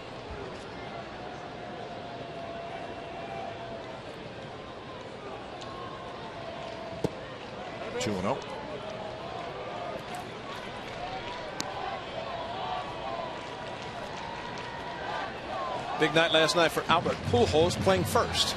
And after 19 innings, he's a DH tonight. And strikeout, double play, fly ball to right field. DH is good for former National League player, but 11 years with St. Louis, and only for interleague games could he DH. But the Angels a little bit different. Trumbo was sitting on a 2-0 fastball. He got it, and he swung through it. You know how far he wanted to hit that one? 480. 5 feet further than last time. That's the difference in that swing. 2-0 versus 3-1 last night. Just a little bit more compact last night, and just below the 1-800 Raiders for tickets. It's still rolling. Maybe out on 66. Who knows? Maybe downtown Oakland by now. 3-1 now to Trumbo.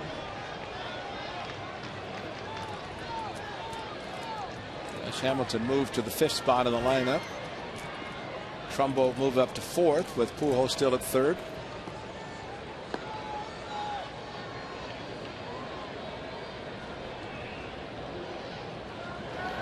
And it's low. So Parker loses Trumbo. And now Hamilton's going to hit, and Kurt Young's going to visit.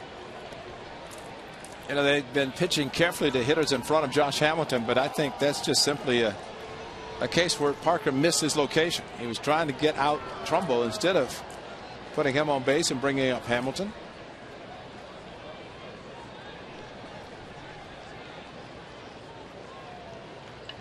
So 73 pitches for Parker. Now batting, number 32, Josh Hamilton. So a big hitter to get as Hamilton steps in with 2 on and 2 out. Skipper might have been saying, you know, we have those PFP drills all the time where the pitchers cover first and run up the line, and you work on them, and then all of a sudden when you need the play, it doesn't happen, and look where we are. So there are times you see managers that, I think Bob Melvin has done it, where he takes infield on certain times where you normally don't see infield being taken. But they also bring guys out early to work on things that they're working on a lot during spring training, but not as much during the season. Great changeup from Jared Parker, right over the top. Hamilton, huge swing, but pulled the string on him.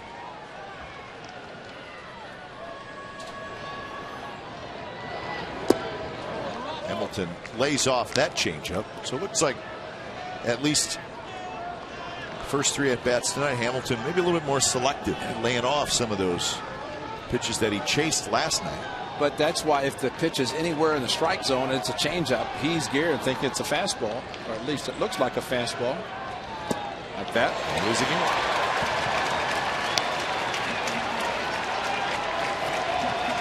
Swing missed at 47 pitches outside the strike zone. 10 more than any other player in the American League. And you know what? That does not surprise me.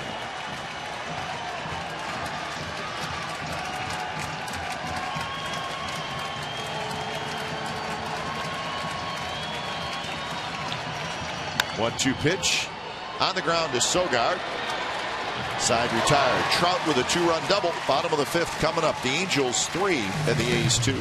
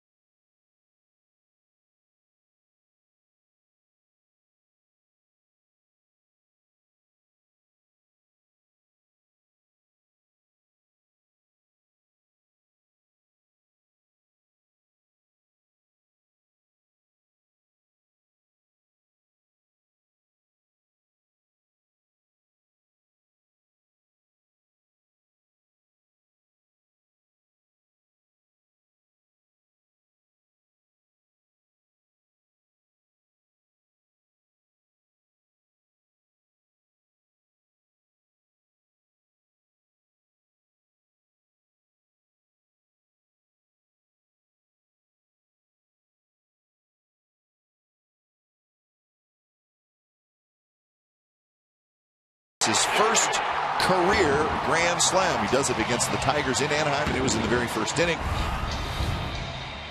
First career grand slam for Mike Trout. Big night tonight for Trout. 3 RBIs. Bottom of the 5th, the Angels leading 3-2. And with Peter Bourjos on the disabled list, Trout moves back to the position that he played mostly last year until latter part of the game. And defensive alignment, their change. Mike Scioscia put Trout in left and Bourjos in center.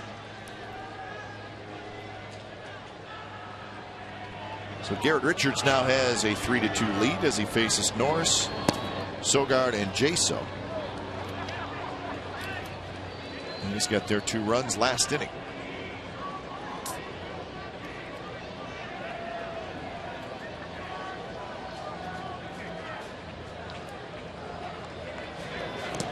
Got close, 2-0. Norris singled and stole the base in the 3rd inning, but he was stranded at 3rd.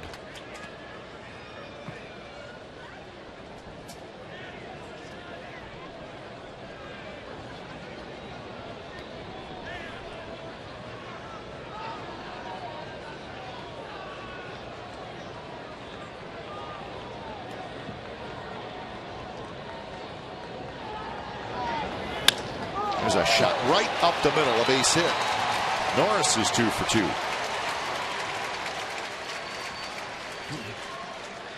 So a couple of A's outfielders a little bit banged up, not playing tonight. This is Coco Crisp. Right at the end, slowing down.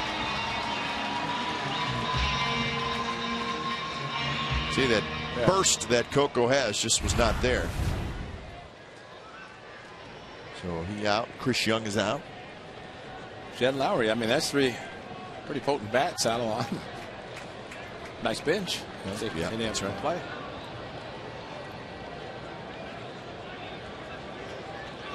Sogard in the dirt. Conger knocks it down, but it rolls away. Norris to second. So the A's have the tying run at second and nobody out.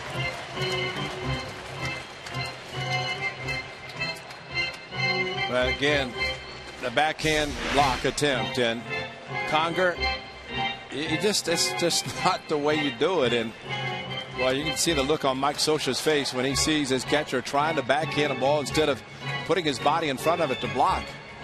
Now, Darren Bush, the A's bullpen coach, and it's amazing to see the A's starting catchers. Actually, John Jaso, Derek Norris, if they're catching, they could be in the bullpen working on catching or blocking balls in the dirt. That's how much work they're putting in. And, you know, whether or not Conger could have blocked the ball, but at least the proper technique gives him a better chance. Got a better chance. Go down to the knees and use your chest protecting your body to block it instead of turning your body and trying to backhand the ball. 1-0 to Sogard. He rolls one toward first. Trumbo drops it, picks it up, hustles to the bag. So a productive out by Sogard. Well, Chris Young, a hard hit ball. Actually, Harris, well, this is what he did with his night last night. Ball that we thought might have hit something, but it was a triple, and then he would hit a ball to third base with Harris stepping on the bag and throwing, and Chris Young came up short of a quad injury. But the ball that he hit to left field, even the coaches thought maybe it hit the sign, but we showed the sign with a different angle, way behind the fence in left field.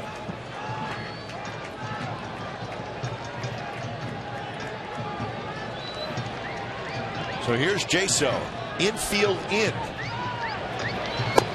Jaso goes around in that hard slider. He's going to get that type of pitch, that hard slider. The only thing that might help the A's if Garrett Richards buries it, I'd throw it in the dirt and get another wild pitch to score a run. But it should also, and Jaso being a catcher knows that at times a pitcher's going to elevate a slider curveball for fear of bouncing it and allowing the run to score. So he may get a better pitch to hit because of that. And that one rolls away, but Norris makes the right choice. Again, Hank Conger is having all it's a wrestling match for him. It is, and you start jumping instead of just being relaxed behind the plate, and at least the technique that time was better, kept it close enough. So Ray, let me ask you this: the further a ball bounces in front of you, the harder it is to block. Is that correct? Absolutely. Yeah. Because those balls are bouncing very close to right. him, and those should be easier to block. If he goes to his knees and puts the catcher's mitt on the ground and kind of cups his upper body, he blocks them easily. It's like a short hop or a long hop for an infield. And if it's a long one, like you said, then you're hoping that you can find your body in front of it somehow to block it. But no, you're right. Those pitches in front, short. You watch how close the ball is to him. Now see, it closes catcher's mitt, and so it hit off the side, the hard side of the mitt.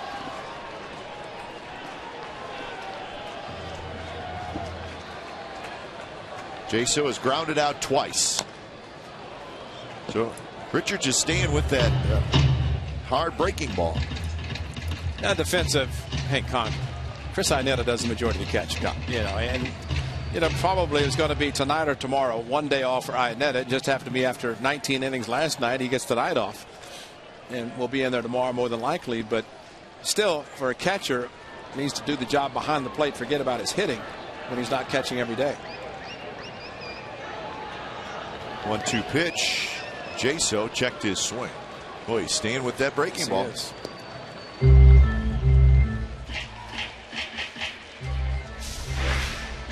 But he started to swing, but fortunately able to hold it up.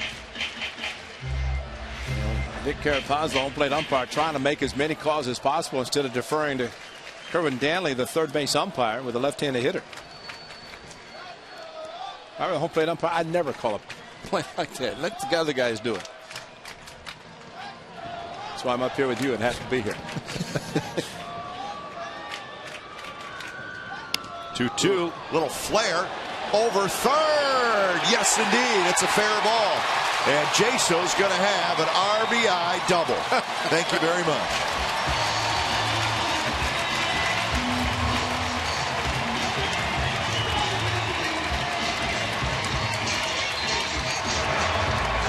Boy, is that a serve? That's like a tennis serve, isn't it? Yes, it is. High, and the anticipation of it coming down. Is it fair or foul?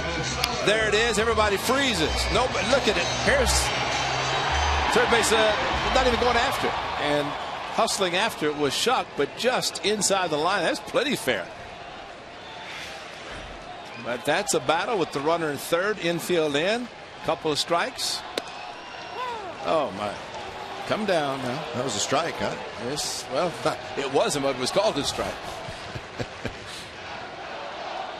Rosales, a fly ball and a strikeout so far. So the A's answer right back. Nobody wants a shutdown inning again tonight.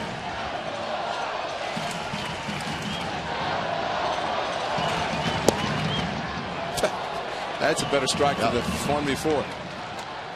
A double by Jaso, his fourth of the year, and it was his 11th RBI.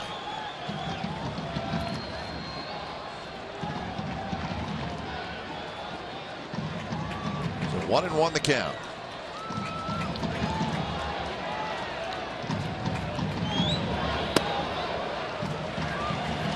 Again, Ray, neither manager has any desire to go to their bullpen any earlier than they absolutely have to. So the two starters, whether they're struggling or not, may stay in there a little bit longer tonight. Although Bob Melvin and for Mike Butcher and Mike Scioscia, Balfour did pitch to Cook 1 inning. Doolittle just a big strikeout of Josh Hamilton. Doolittle only threw 4 pitches. Yeah. So really, with the exception, so with Cook threw 11, Doolittle threw 4, and you have Scribner. Yeah. So, of course, Rhys-Off's the Iron Man. Talk about the rubber arm. Raleigh Fingers was just in town. Cook back-to-back appearances for him. But it's amazing the guys will rise to the occasion if called upon. Pitch is high, and Rosales has a walk.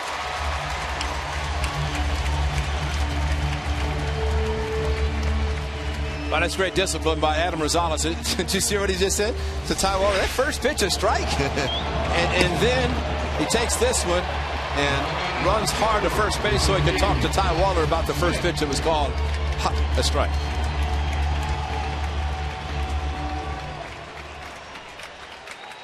So 2 on 1 out for Seth Smith. Smith singled in the 4th and scored. He struck out in the 1st.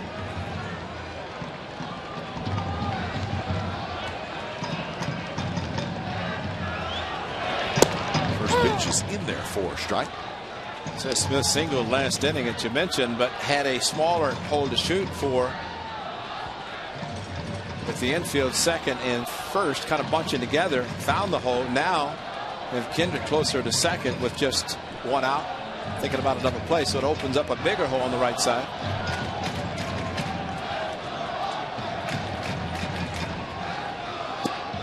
Inside corner, strike 2 call. That one had a little tail to it, and it came back and caught the corner. It was up a little bit, but still a pretty good pitch. Pitcher's pitch anyway.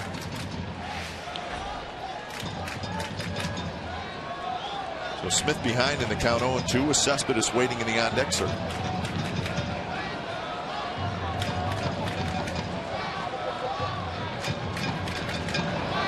There's that curveball, and Richards has shown us that he likes to throw. He's thrown it a lot to left-handed hitters.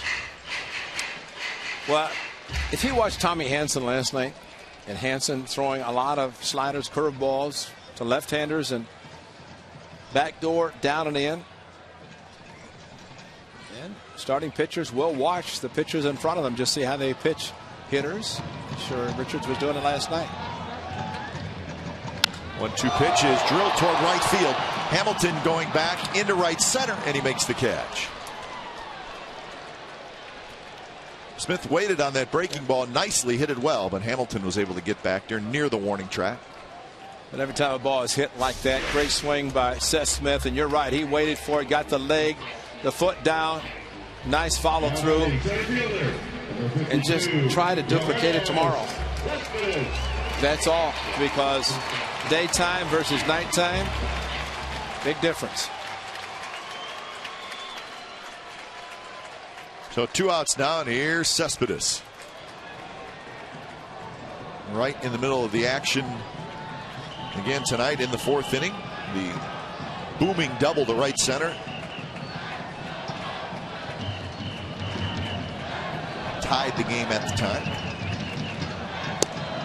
Outside corner strike, and then he would later score on a wild pitch. Cespedes now 11 RBIs on the year. You know what we want to see here, Kyle, was a ball that hit towards the gap, and watch Adam Rosales just fly and try to catch John Jaso. Jaso can run well, but Adam Rosales gets in the starting blocks and he'll take off as well. Big bouncer foul.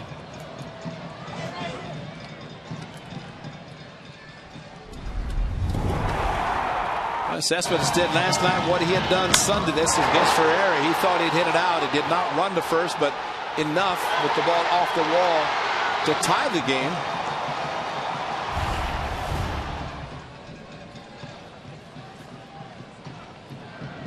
I always like to see him come up, and especially in a situation like this, it's tough to pitch around him. Pitch him the point of walking him already with a couple of guys on base.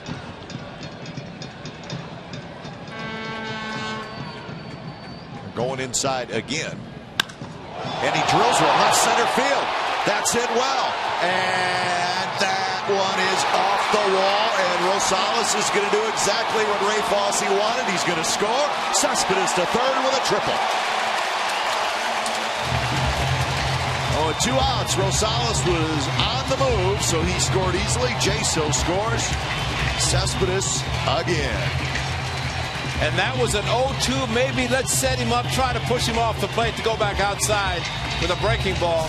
Kai, we have seen this young man pull the hands in and smoke another ball to left center. Hits the gap. And like you said, with 2 outs, the guys are moving that close to being a 3-run home run. A little bit farther to the right. He did run hard. This one he knew maybe not going out, so he's going to get a triple. And whenever he turns on the afterburners, as he did right there, that's an easy triple for him. Stay hot, Yoenis Cespedes. Swing and a miss by Moss. So a double, a triple, and 3 RBIs for Cespedes tonight.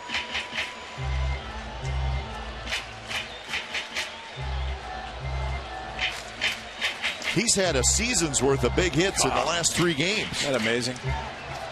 That is absolutely incredible. And the A's struggling. What were they, 4-10 with him out? Comes back on Sunday, trying to make it 3 in a row. And he has had the big hits. It's blocked by Conger.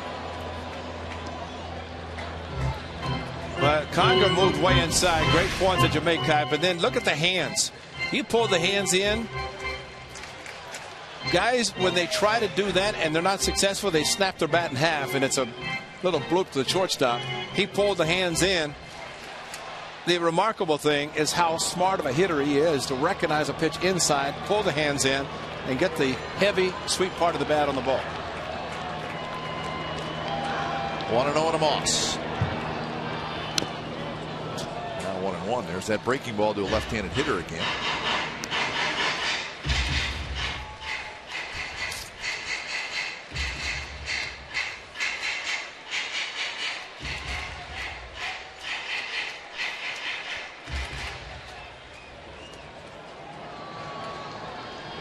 So 1-1 to count. Moss a double and a fly ball to center field. 1 for 2.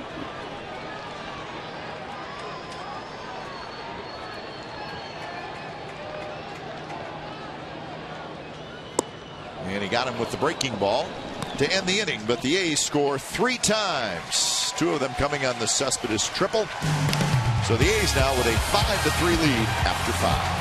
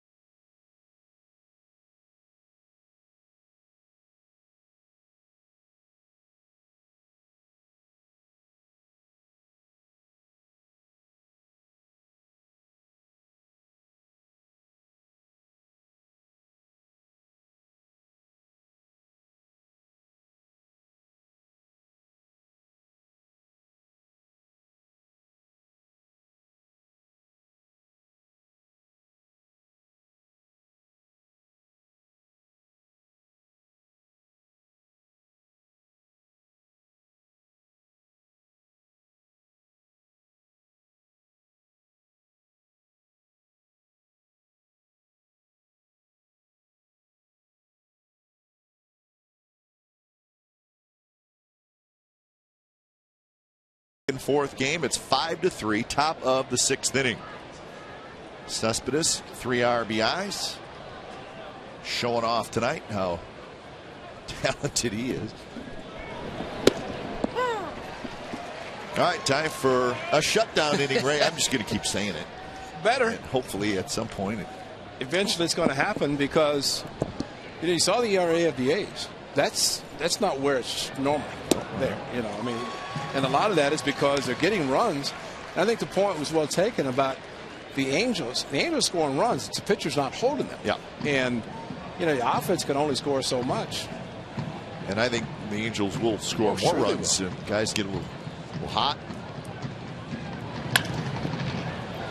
Rosales has it. And Kendrick is retired. 1 out here in the 6th. It's fun to watch.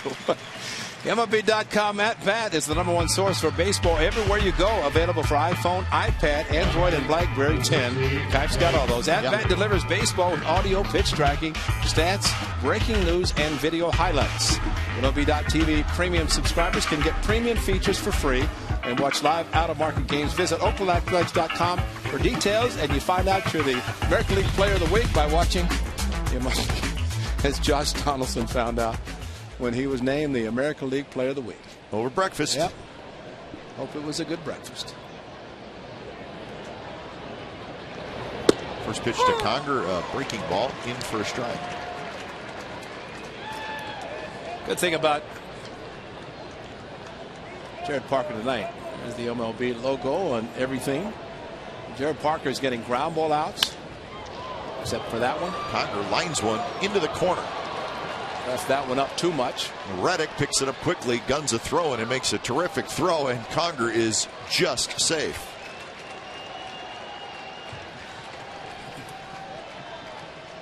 So hit number 6 for the Angels.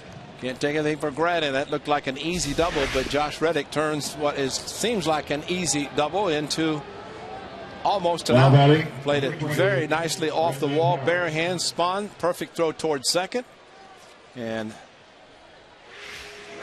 Adam Rosales trying to deke the catcher coming in.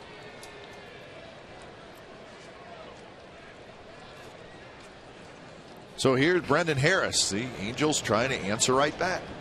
Both teams have been able to do that.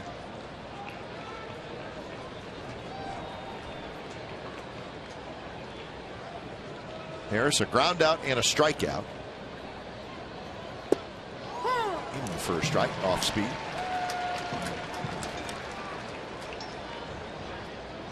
Orioles still leading the Mariners in Seattle 6-0 now. That game in the 6th inning.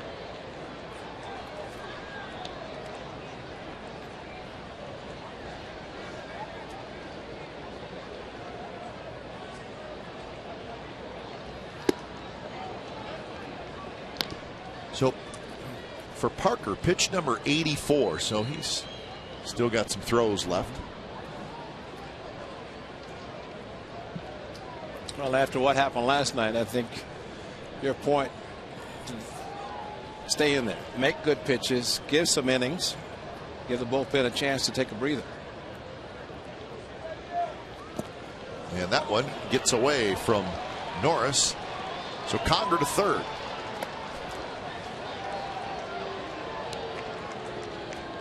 Looked like a backup slider. Derek Norris kind of went after it. It's to his right, and again used his glove. I think he's shocked he didn't catch it, but did not move his body as much in front of it that he normally does. Now that's a gift run with the infield moving back with a 2-run lead. I want to open up a big inning, so they will move back. So advancing the runner to the third is big for them. And again inside to Harris. So 3-1. Derek moving, got the glove there, but I think that was kind of the anticipation of a ball breaking away from him, and it went back the other direction. And if your weight shift is looking for one area, to try to change the direction makes it a little bit more difficult.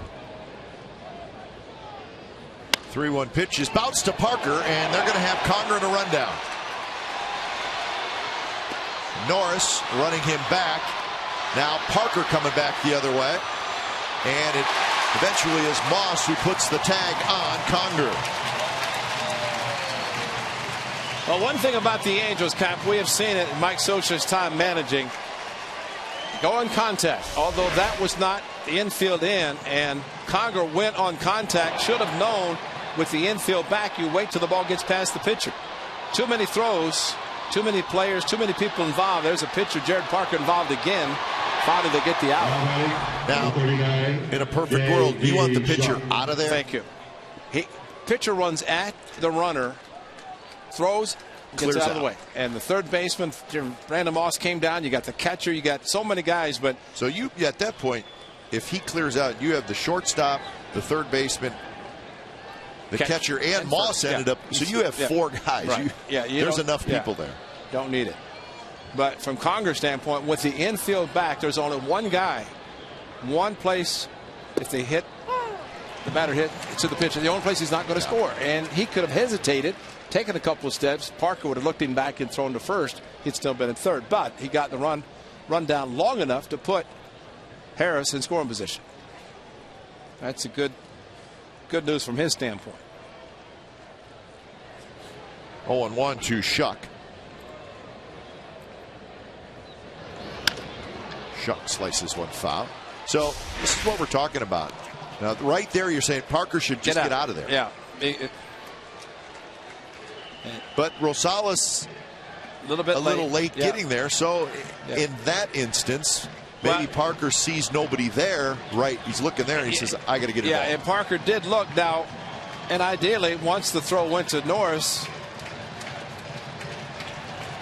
and they eventually get him. But when Norris had the ball, you're running back as far instead of running towards the plate. You're running back to the other base, which is third base. But yeah, so I think Parker maybe looked and said, you know what? Well, there's really nobody there. Yeah, when he threw the ball and he looked to his right and he didn't see. Yeah. So at that point he did get involved. And that's where the other position player should be busting it to get there to keep him out. Because you think about it, a runner, he's going to be out. He can crush a pitcher. He's out of the game. Not to say he couldn't do it to a position player, but at least the pitcher is more vulnerable because he's the one throwing the ball. Sogard has it. He better hurry. And they just skipped J.B. Shutt. And shut down. Shut down inning. We've been waiting for one. 5-3 ace as we go to the bottom of the sixth.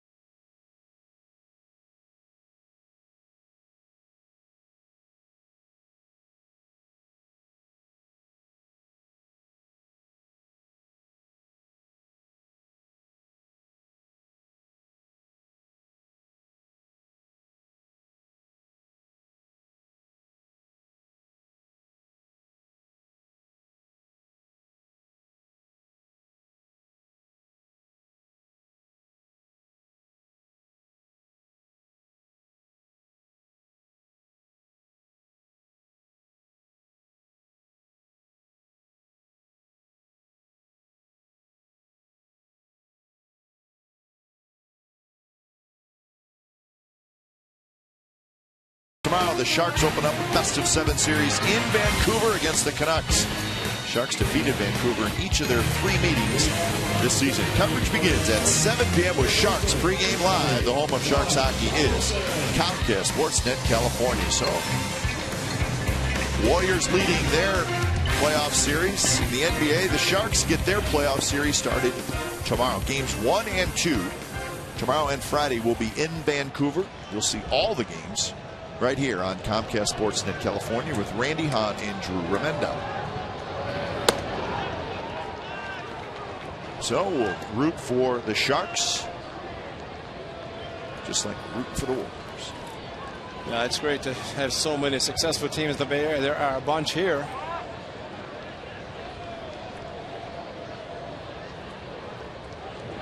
One-0 pitch to Donaldson is a no swing. 2-0.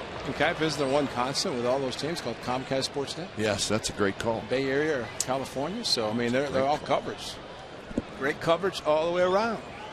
Speaking of great coverage, 15 for 31 for Donaldson.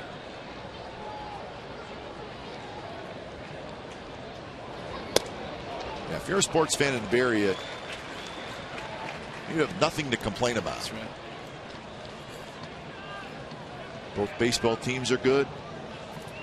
49ers go to the Super Bowl. Sharks, Warriors headed for the postseason. And how about Comcast DVR? There you go. Just plug it in, let it go. If we could just get the Raiders going, we'd be all right.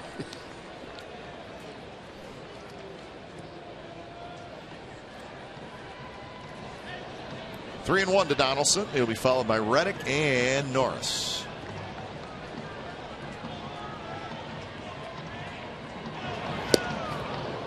The 3-1 looked like a cut fastball. Boy, tight little movement. But just enough of a movement. That's where the cutter is such a good pitch. 3-1 instead of throwing the four-seam fastball. Think of Justin Duchre, the Duke, and a great cutter. Boy, he would just hit the ends of the bats if they made any contact. Drive to center. Trout back. Warning track in front of the wall for out number 1. Home run tomorrow.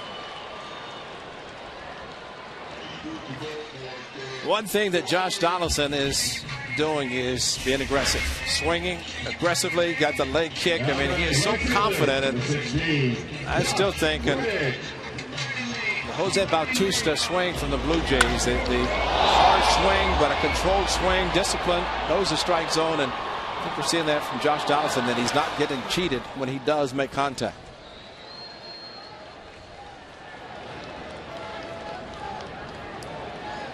So Reddick steps in.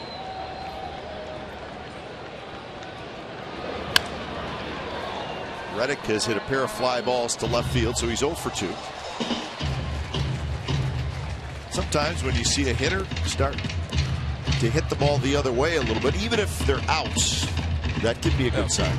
And Josh was doing it so effectively in spring training. And I thought that would carry over into the regular season, and not that he's not trying to do that. He's not up there trying to pull everything.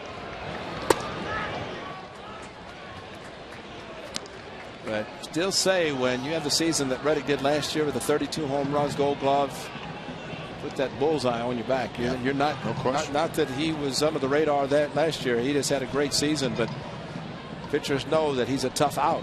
They pitch accordingly. And I don't think there's any doubt that Bob Melvin would love to put him back in the third spot, but got to get him going first. Get him going. I mean, just like Mike Scioscia moved Hamilton down to 5th and Trumbull up a spot.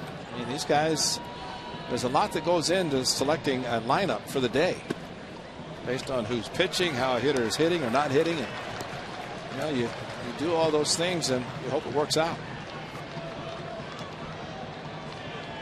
April 30 is today. Yes. April 30. That means there's 5 months remaining. I was trying to figure out where you were going with that, right? 28 games have been played as of tonight on the final day of the month of April, and subtract those from 162, and that's what you're looking at remaining. Well, I can look at the standings and tell you who really wants it to be May 1st and who would like April to continue for a while. Questionable, but Nick Carapazza has been questionable with some of the pitches up in the zone, the fastballs, both sides tonight. Pop-up foul. It will reach the seats. These Angels are probably looking forward to May 1st. The Blue Jays are probably looking forward to it. And there are a lot of players who are looking forward to a calendar changing. No question. And they just look at it, okay, He is. Yeah, that month is over. Month is over. Trumbull, a good month. Guys on the disabled list. And I think team-wise, the Angels know they're better than the record shows. Jared Weaver back. They're going to be tough to contend with in this division. A long haul. Payoff pitch to Reddick. He bounces that one toward first. Trumbo charges, gets a good hop. So 2 outs here in the bottom of the 6th inning. Well, A's fans, you're stuck at work or unable to watch the game, be the first to get final scores of your favorite team sent directly to your phone. Text Athletics to 82653 to receive A's final score alert. CSNCalifornia.com. It's your interactive mobile leader for authentic Bay Area sports. We always find somebody doing it.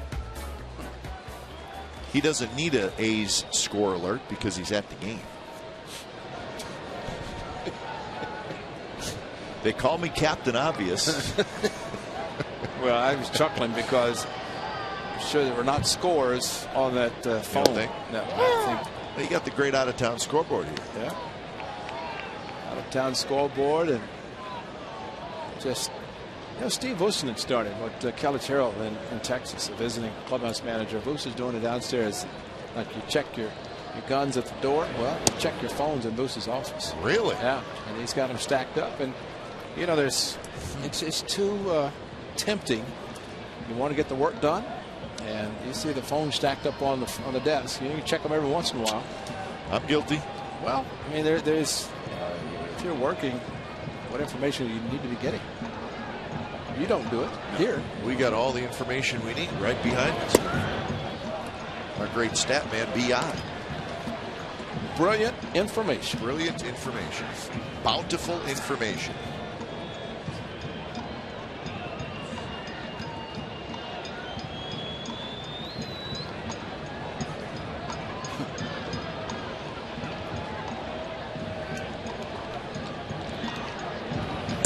Norris takes the breaking ball outside, 3-1. We showed Chili Davis, and again, I think his plan, his explanation, game plan, first at bat. You've seen a lot of breaking pitches, and you change the approach. There's Coco Crisp. Chili talking about the breaking pitch from Garrett Richards. Maybe trying to pick up the release point, something he might be doing to tip off throwing his breaking ball, which is a good one.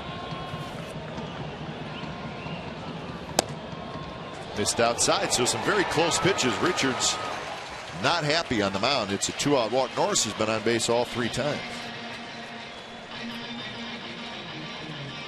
Now batting second baseman, 28, Eric Sogard. So Sogard to hit. So it's time now for the bullpen to get active. 107 pitches for Richards. Nick Mirande, who did not pitch. Believe it or not, a reliever who did not pitch last night, and Mirande did not. It's because Jerome Williams went 6 innings. He said the Angels had 2 quality starts, one by the starter, one by reliever. Funny. That's funny. That's between the Hansen 6 innings and Jerome Williams 6 innings. Great relief pitching. So 6 innings, 3 or less. That's a quality start. Quality appearance, I guess you could say. Williams. That was good. He was. Talked to somebody on the phone today who said Jerome Williams threw 88 miles an hour with the Giants. He's throwing 94 for the Angels. And it was an easy 94. Yeah, very easy. Pitched straight. Sneaky easy, yeah.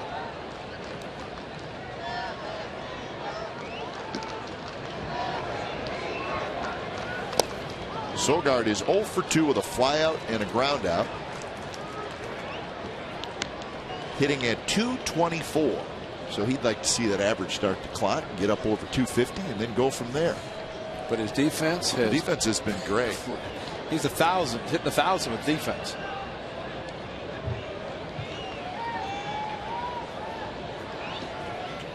One and 0. Curve, a good one. So 1-1 the count.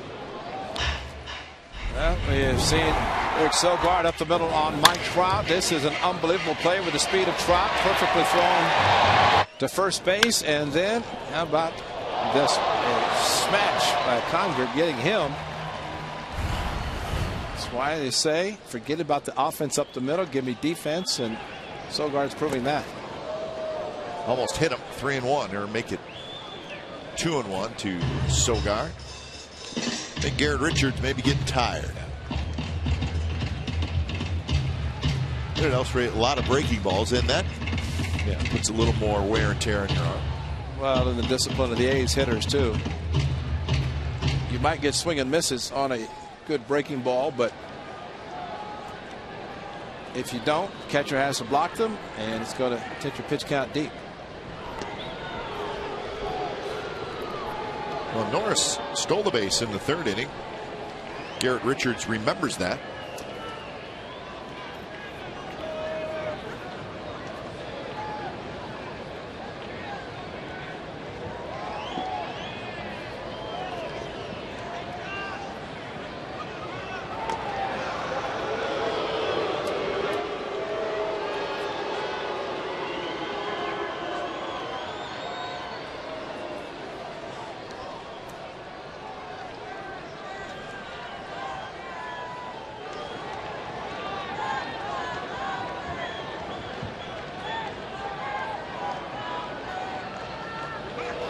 runs. The ball's bounced toward third. Going to be a tough play for Harris. The long throw is not in time.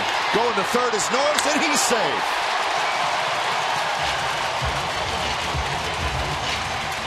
Well, a 2-out rally by the Athletics on a walk. Start the runner and an infield hit. Well, as Derek Norris knew, once Harris threw the ball all the way across the infield, because he was on the move, it was going to be tough for Trumbo to go back across the diamond. He was late getting to the bag. Derek Norris on the move, and he sees where the ball is. Just keep going. That's on his own. Once he saw the throw, he did not want to have the throw to come to him if he went around the bag too aggressively. See him kind of peek at Harris, see what he's going to do, slow down, and then turn it on. And Harris had a long way to go to get to the bag. So when it's time for a change, think Speedy Oil Change and Tune-Up. It's your oil change tune-up and smog experts.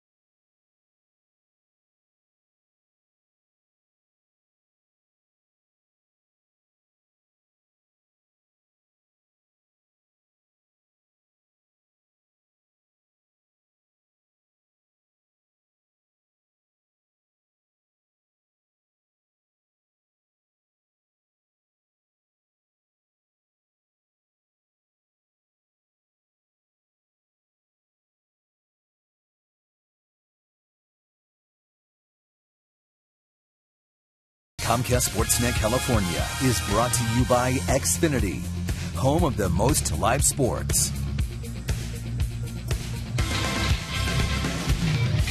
So Garrett Richards goes 5 2/3 innings.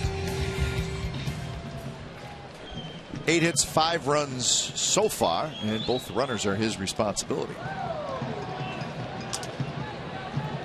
So the left-hander Morande comes in. First pitch to Jaso is outside. Morande with a good fastball, low 90s. A couple of different types of fastballs, slider and changeup. Just saw the slider first offering in the third appearance. And he avoided the 19-inning game last night. That's unbelievable. Missed again. Morande, just 23 years old. He got to the big leagues last year. It was a September call-up, and he pitched against the A's, and he pitched well against the A's. Made 12 appearances.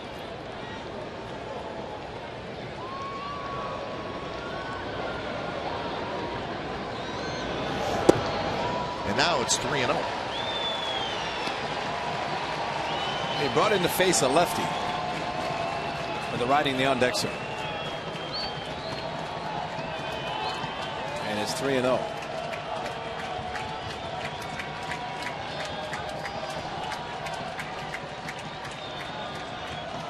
Not close. A 4-pitch walk and almost went to the screen. So the A's have the bases loaded, all this coming with 2 outs. And really the A's doing a little bit of the Angels style of play, with Derek Norris going from first to third on the infield, hit by that man Eric Sogard. John Jaso, a 4-pitch walk with the lefty specialist. Mike Butcher talking about throwing strikes to one Adam Rosales.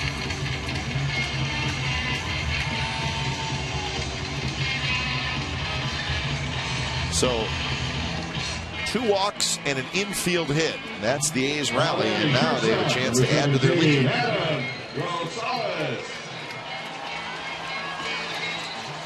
thing that Rosie does so well, he thinks big part of the field, the diamond. If he gets one that he can pull, which he did, his first home run against the Angels when he joined the A's, it was in Anaheim. 16 seconds around the bases. But big part of the field for Rosie. In for a strike to Rosales. 0 for 2, a walk and a run scored.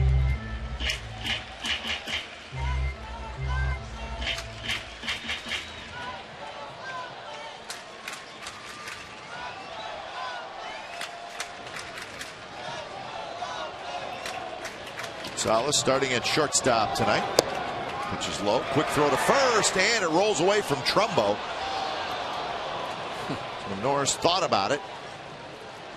That's a very dangerous play. Very dangerous. And the one thing with Jaso getting back and the throw low, Jaso's kind of smothered it. It hit him, scooted away from Trumbo underneath Jaso.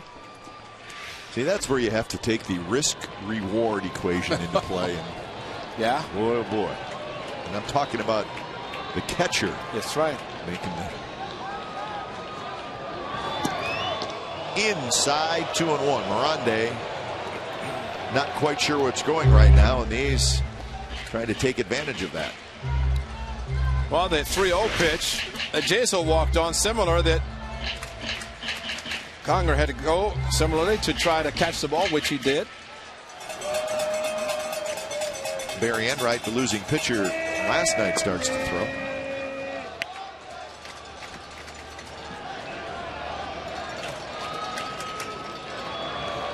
Way inside. This one will go to the backstop, and Norris will score.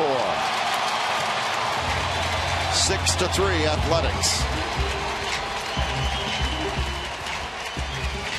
Nothing Conger can do about that. Set up in the middle, and the pitcher overthrows it that badly. There is nothing you can do. He is set up in the middle, the pitch way inside. And no blocking there, just trying to catch it. He could not reach far enough to be able to do it. So Derek Norris alertly, just the fact that he got to third, although the bases are loaded, and Mike Scioscia is not going to have him make another pitch to this righty.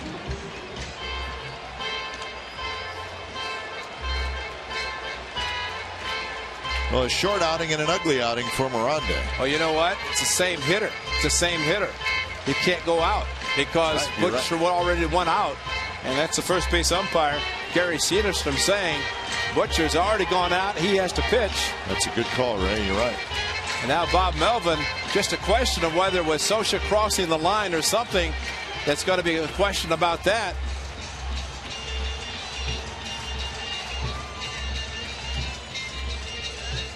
Now Mike Butcher went to Morande with Rosales coming up after he had walked Jaso on 4 pitches. And after he just threw the wild pitch, Mike Scioscia came out to make the pitching change. So we're told by David Feldman that after this batter, he has to make the change automatically. Maybe that's what Gary Cederstrom is explaining. But he definitely can't make a change with the same hitter unless there's an injury. I would assume if an injury occurred, that's one thing, but not with the pitcher being okay. Now they're going to intentionally walk him, and so now he'll make the change. He's got to make the change. Yeah.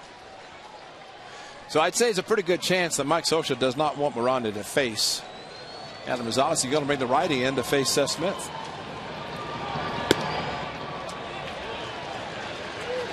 Well, the bases are loaded again, and now there will be the pitching change. 3 walks in the inning, Kite. Yep. And an infield single. 6-3. The A's adding on.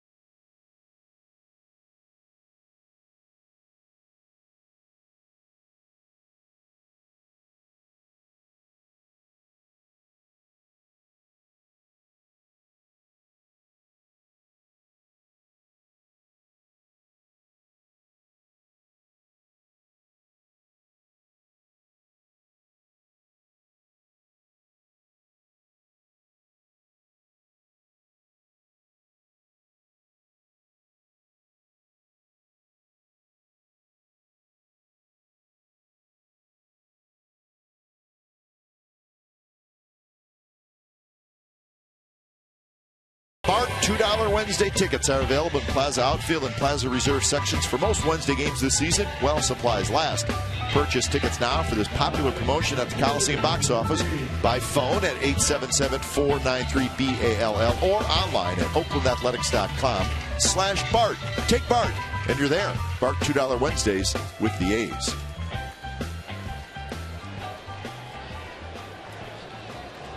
That is tomorrow. Yes, indeed, Bart. $2 Wednesday. Scribner starts to throw. And Jared Parker on the top step with Scribner throwing, heating up very quickly.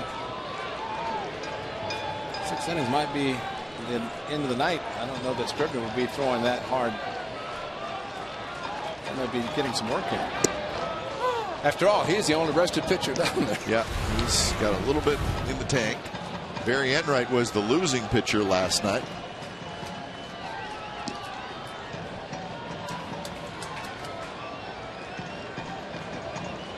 Enright threw 28 pitches in the loss last night.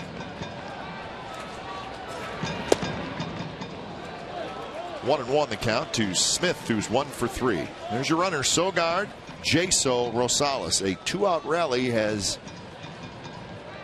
He's adding a run here in the bottom of the 6th. The only ball out of the infield has been a fly ball by Donaldson to the warning track in center field. Everything on the infield, including now the infield hit, 3 walks, and the A's have a run with a wild pitch.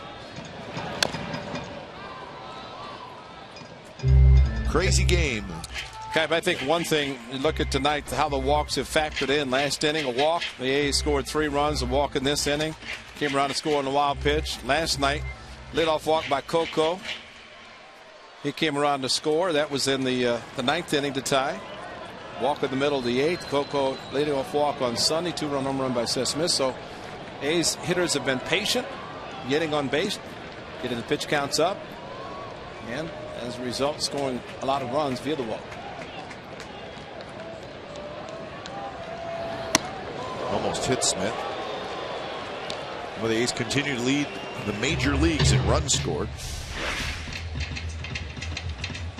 A bloused uniform almost put him on base. See, that's how I tagged Bud Harrelson. Bloused uniform. Oh, you tagged him hard. He broke his rib. Yeah. Tagged him so hard. Keep telling you.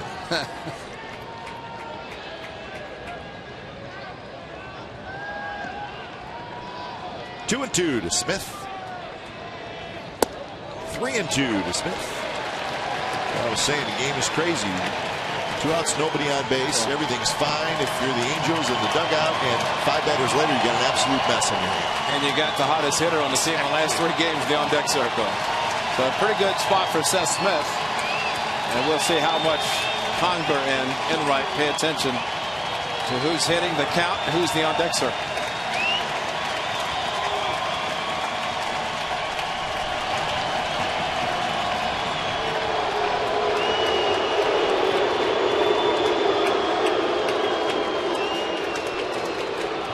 Got something in his right eye. Take the time.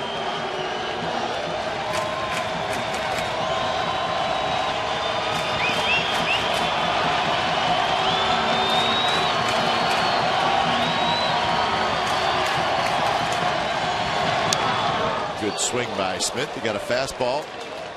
Inner half. You'd like to think 3-2. Everything's happened this half inning. Cespedes, the on-deck circle. You'd like to be a hitter and say, load up, I'm going to get a fastball and be ready to hit it. But the style of baseball anymore, you can't be assured that that's going to happen, and that's why you have to be aggressive but yet patient enough if you get it off speed to make the adjustment.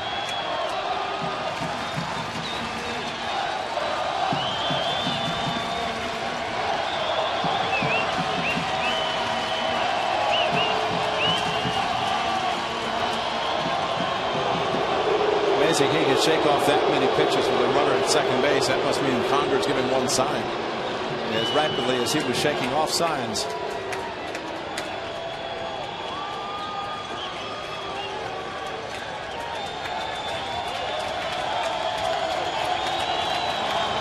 Here's the payoff pitch with the bases loaded. Smith rips one. Right field. Nobody's going to get it.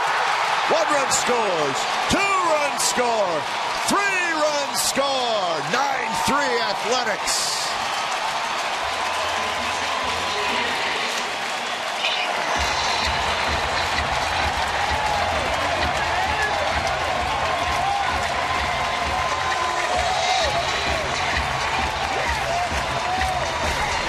He did get the fastball, and he crushed it. Down and in, exactly where lefties like it. Lift the leg, get the foot down, and hammer the fastball. Great swing by Seth Smith. And I don't know if there was something in his eye, but it must have been removed quickly. Fortunately, the ball hit on the wall, bounced straight up, stayed in the park. No ground rule double.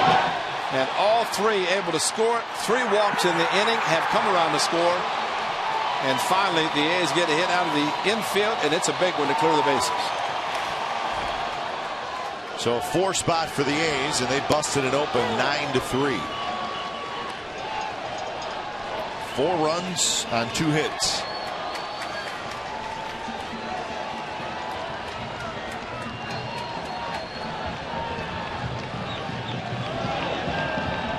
So Morande walks 2. They both score.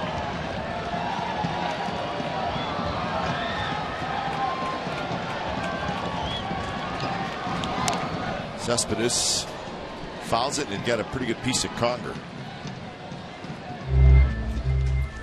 Kind of in the right shoulder. They have protection on the right arm now. The shoulder, you can see a little flap. A lot of times he did not have it, and he got it below that. Hit him on the right bicep area. And off the bat of Cespedes, that didn't hurt. 0-2 the count. The RBIs for Smith, 14, 15, and 16 on the year.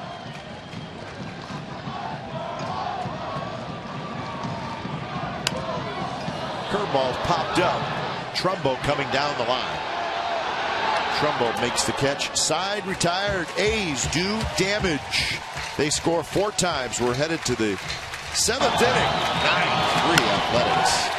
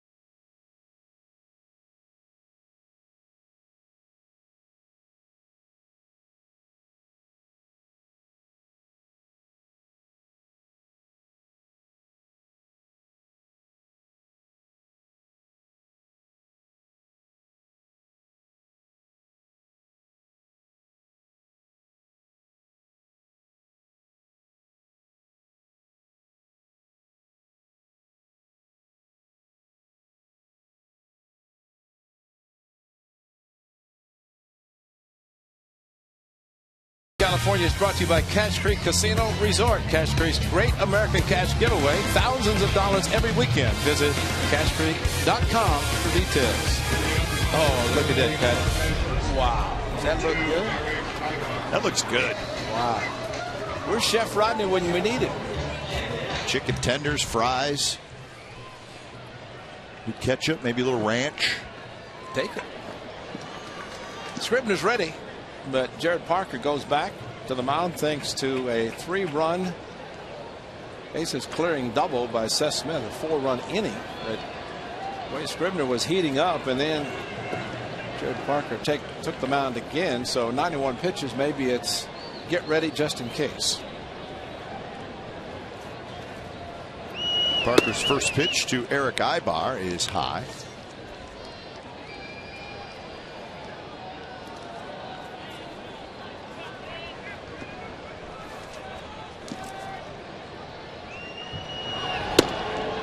So Barry Enright has had a forgettable 24 hours. Absolutely. 3-0 now. Parker, last thing he wants to do is walk Ibar. 94 pitches. Well, we have seen with the A's in the last, I think about a week ago, it seemed like the A's trying to prevent the opposition from scoring an insurance run. The last inning, Angels had a 1-out double. Didn't score him. That would have made a 1-run game had he scored. And A's were able to get him out, not able to score, and then tacked on a few more runs. And so that is going to be it for Parker. So he walks Ibar to lead off the top of the 7th. So it'll be 6+ innings for Parker. He's got a 6-run lead, so he has a decent chance to get his first win here in 2013.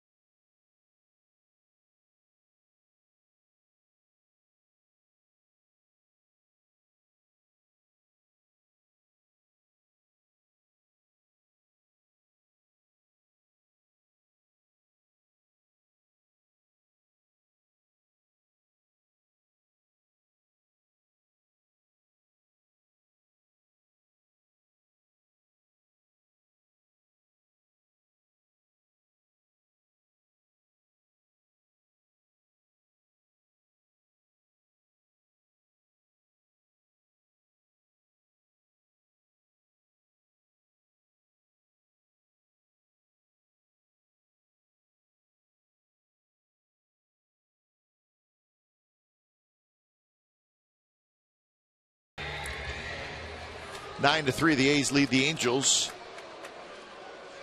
And Parker goes 6+ innings tonight. 3 walks, 4 strikeouts, 3 runs, 2 earned. Ibar is his responsibility, so Trot will hit against Evan Scribner.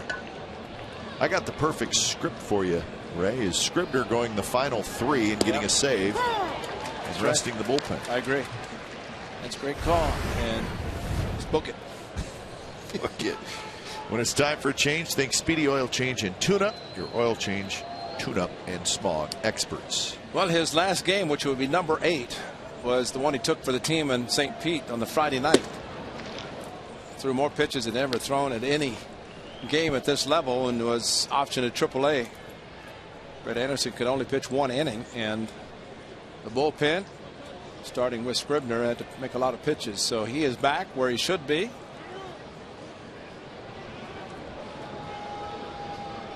And a perfect role for him because he can pitch in different roles, as we saw in game 162 last year.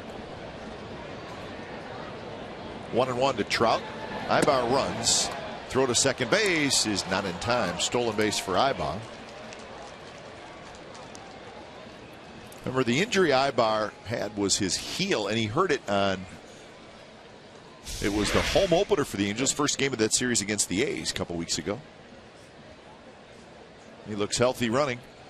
Well, remember he scored on a ball down the line by Trot. Saw him in the dugout with a shoe. It looked like he was putting a lift in for the shoe where his heel was injured. So But Ibar back tonight for the first time. 9-3 is the score, and you say you're down 6, but Ibar is basically given second base. Scribner with a high leg kick, and that's a run, and nobody out. Score him, all of a sudden it's a 5-run game. Those little things that if you don't stand pat, you can decrease the deficit. Sky to right center. That's hit a long ways. Reddick and Cespedes near the wall, and it's off the top of the wall. Bounces over Cespedes' head. Ibar's going to score. Trout digging for third. The throw is a little late, and that would be a booming triple for Mike Trout. Off the wall in right center. So Trout has 4 RBIs tonight. Hanging curveball. Nate Fryman hit one off Eric Bedard, and this is a hanger that's hit hard, and that's simply a hitter providing his own power. Front foot planted. Josh Reddick went back. The ball just kept carrying to right center. That's a home run tomorrow. Yes. Over the jagged edge, up high, off the wall. So without a miracle, he's going to have the 4-run lead back because it's 9-4 and running third, nobody out. Curve stays high from Scribner. So that run charged to Parker.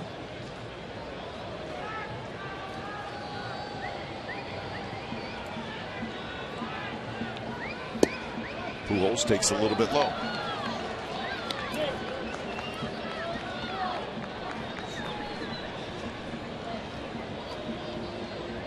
So 4 runs, 3 earned against Parker. He is done for the night.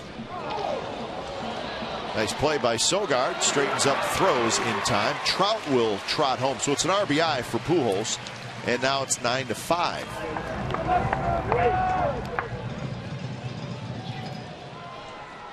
So Pujols gets his 17th RBI of the year. Now batting, Mark Trumbo. And I guess what you hope, Ray, is that maybe you don't see Pujols, Trumbo, and Hamilton again in the game. It's possible. It is possible, but there's just one out. So you'd have to kind of retire the side. Yep. Keep it quiet. That's right.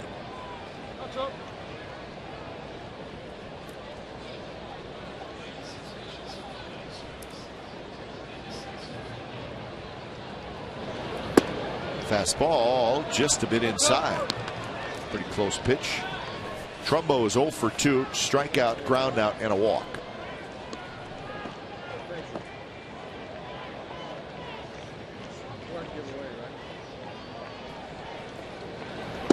Trumbo taking that one in strike.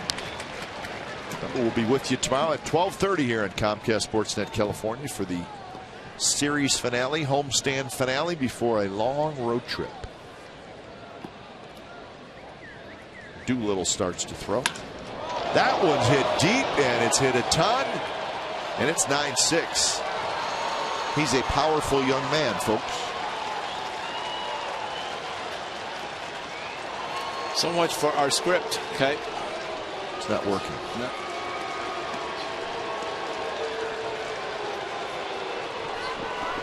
Well, it wasn't as far as last night's, but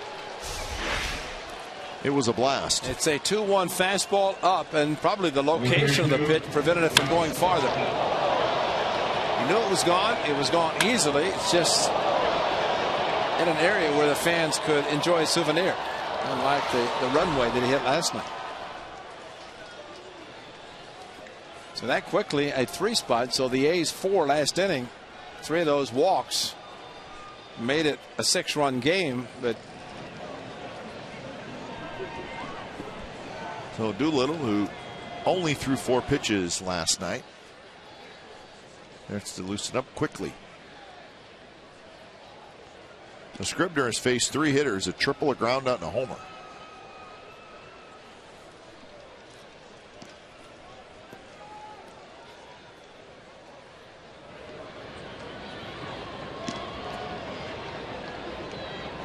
So in steps Hamilton. Hamilton a single, a walk, and a ground out.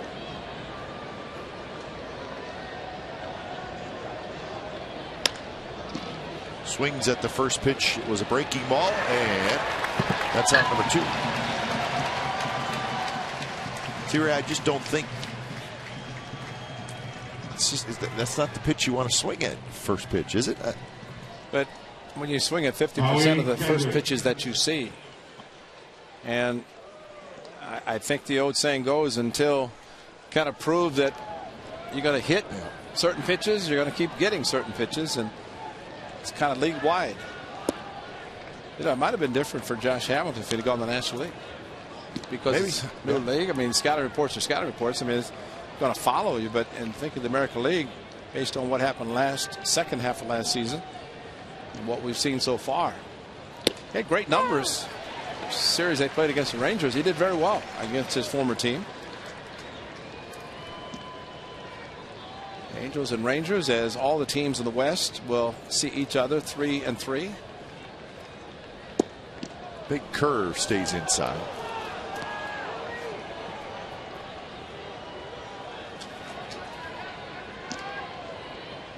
No, there's a note to help us out. First pitch swings, he's hitting 286, so it's not terrible.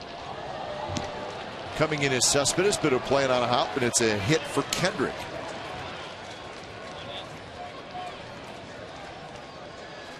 So a single, a triple, a homer, and a walk in this inning. There are 2 outs. Bob Melvin's coming out. Conger, who is a switch hitter, is the next hitter coming up. So it's going to be Doolittle. We'll be back.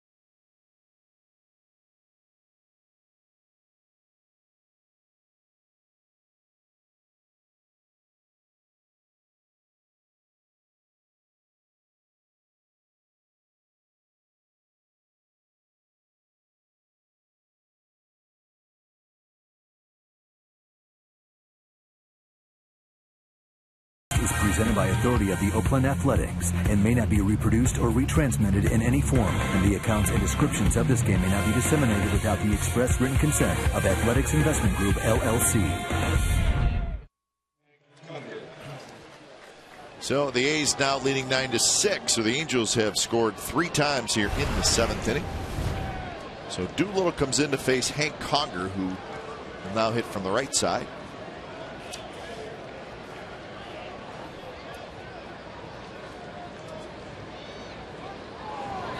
First pitch to Conger is outside. So 2/3 of an inning for Scribner. Gives up 3 hits, 2 runs so far.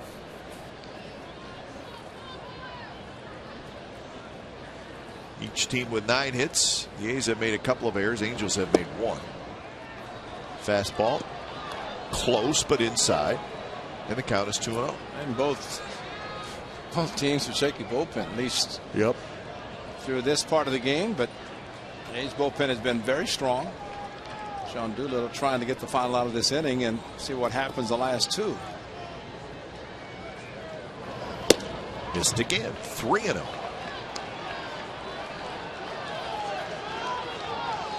Brendan Harris, a right-handed hitter, in the on-deck circle.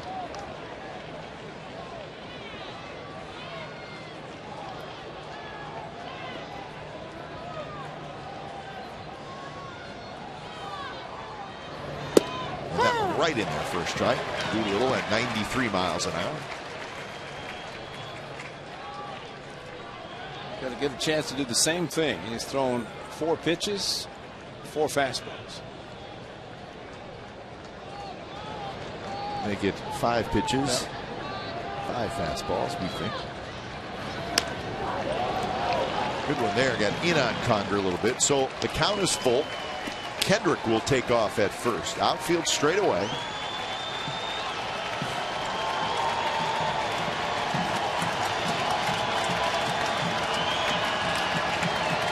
Conger has been hit by a pitch. He's grounded out and he is doubled. And on top of all that, he's had a tough night behind the plate.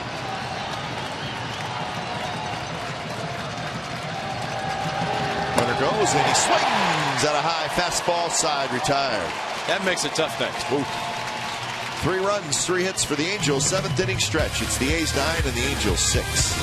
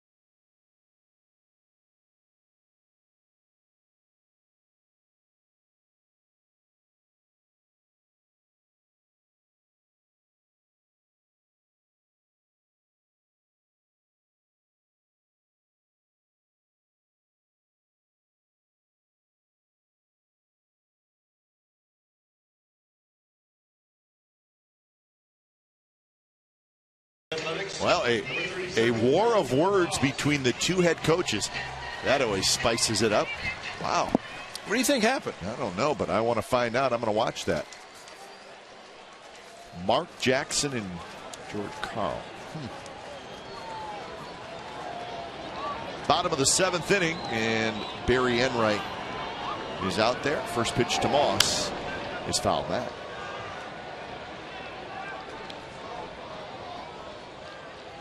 Orioles leading the Mariners 7-2. That game now in the 8th inning.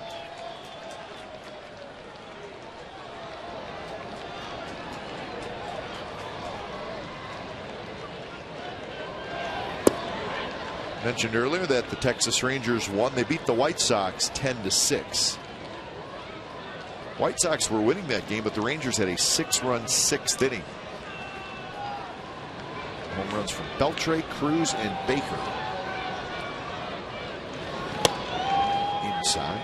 Yu Darvish got his 5th win, so there are now 3 5-game winners in the American League. Darvish, Buchholz, and Matt Moore. So Darvish 5-1 with the victory.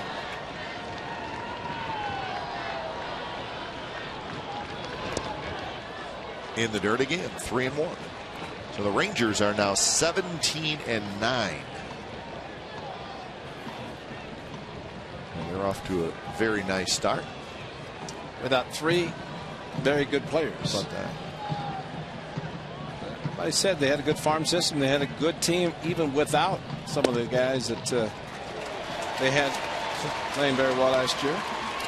Moss with a leadoff walk here in the 7th. He was afraid of him tonight. He didn't want him hit a home run again tonight. So 5 walks issued down by the Angels. Well, you know, the amazing thing, Kuiper, that's a great point, because 4 previous walks by Richards and Miranda have all scored. All scored. 4 have scored. And especially last inning when 3 walks scored, all coming with 2 outs.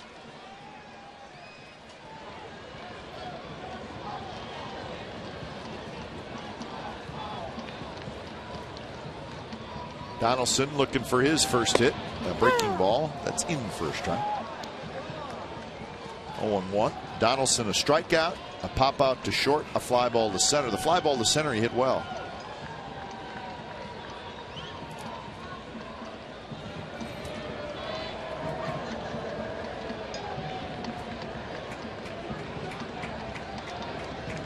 Setting up inside is Conger, and he gets it inside.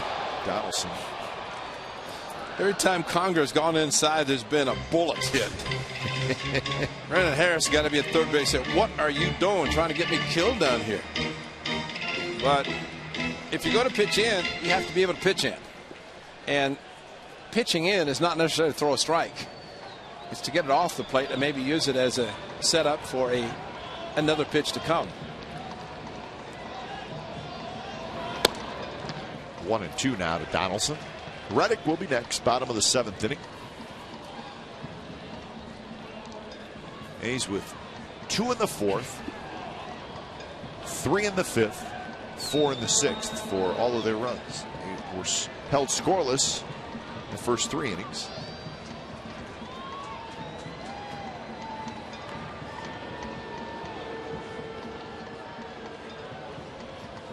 So we've hit the 3-hour mark for tonight's game.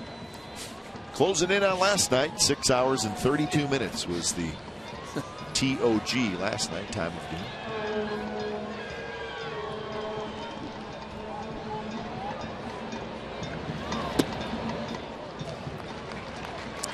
Okay, tonight, and we talked about the Orioles series in which the A's had too many hits by the Orioles with 2 strikes. But tonight, Jaso's RBI double, 2-2. Cespedes 0-2 hits, 2-run double, and then Seth Smith 3-2. So 3 big hits with a couple of strikes. And the A's striking very, very hard, driving in runs with those counts. Good slider there, and Donaldson strikes out. Here's an interesting note for you. A's versus the Angels, the last 3 seasons, they're 21-0 when scoring at least 4 runs. So we shouldn't be surprised that this year the A's are 4-0 against the Angels, trying to make it 5-0. And they've scored, let's see, they scored 28 runs in that 3-game series in Anaheim, 10 last night, 38, 47 runs in 5 games for the A's against the Angels this year, and that includes tonight.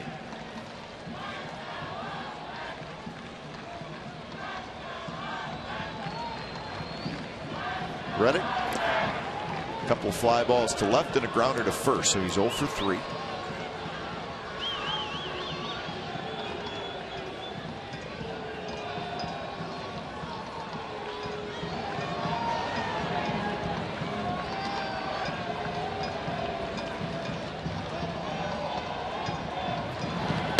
Not close. 2-0. Yankees beat the Astros tonight 7-4. Kuroda got the win. Humber got the loss. Phil Humber is 0-6. Mariano Rivera got his 10th save, and Chris Carter hit another home run. He's got 6. The Astros lose. Yankees now 16-10 with their win. Swing and a miss by Reddick. He had the count, got a fastball, had a good swing. Josh Donaldson pulled off on a slider, striking out. And Josh Reddick pulled off on the 2-0 fastball. Just opened up a little bit too much. Too many Joshes. Last night, Josh Donaldson said, "Why you keep calling me everything but Josh Donaldson?" I said, "There's too many Joshes out there. Between Reddick, Hamilton, Donaldson." What do you call him? I guess he looked at JD? Well, probably. That's what Hamilton said, you know. Just call him JD. I guess Josh Donaldson watched the replay of the 6-hour and 32-minute game last night. And JD? JD, yeah. Well, we're going to make sure we call him Josh Donaldson. But I think it was me. He specifically said me. So picked you out of a crowd. Yeah. And he probably watched all 6 hours and 32 minutes, just reliving, recapping. Reddick swings and misses. So Enright, after walking Moss, comes back to strike out Donaldson and Reddick. So Reddick's 0 for 4. Well, the location inside part of the plate, and Josh opened his hips, brought the hands in, but no contact. That's recognizing a strike, maybe off the plate, too close to take, and good pitch by Enright. Staying more to the fastball tonight, unlike last night when he sped up the bat of a few hitters. Good night for Derek Norris. 2 singles, a walk, 2 runs scored, stolen base. So he's done his thing from the bottom of the order, hitting in the 8th spot.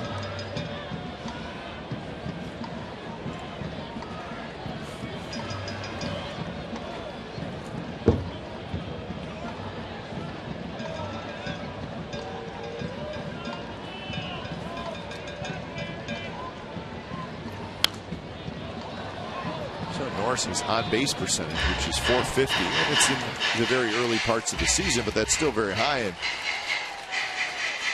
the reason is he's got 11 walks, which has been done in 17 games. 18 walks with the one tonight.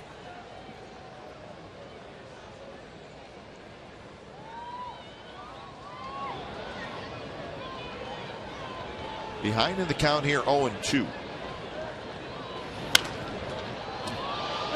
Pop up into foul territory. Trumbo has it, side retired. So the A's got a leadoff walk, but could do nothing with it. And we're moving to the 8th inning. 9-6 Athletics.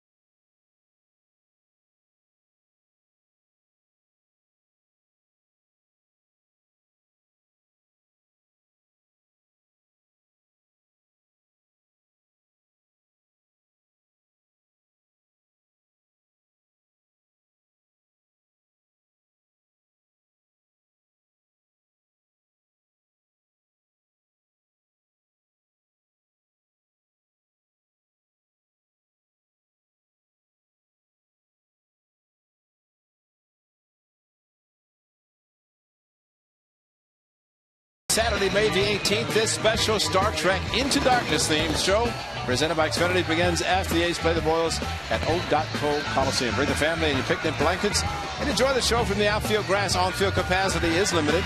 For tickets and information, go to oaklandathletics.com/fireworks. What a beautiful sight. On TV, in real life, fireworks look beautiful. A's leading 9-6. It's the top of the 8th inning.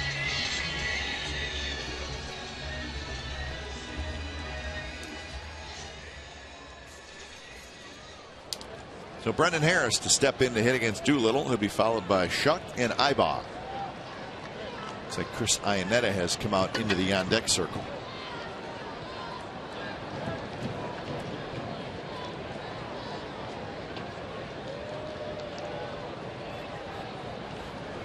So Iannetta is going to hit for Shuck. First pitch from Doolittle is a strike. Tigers beat the Twins tonight behind Verlander 6-1. Verlander got his 3rd win. And the Tigers on a little bit of a roll. They've won 5 in a row. Prince Fielder hit his 7th home run of the year.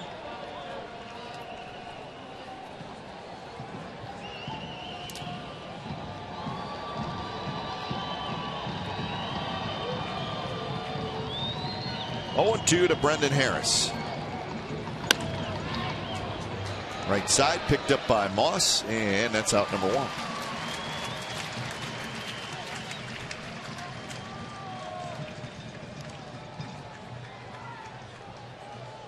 So here's Iannetta.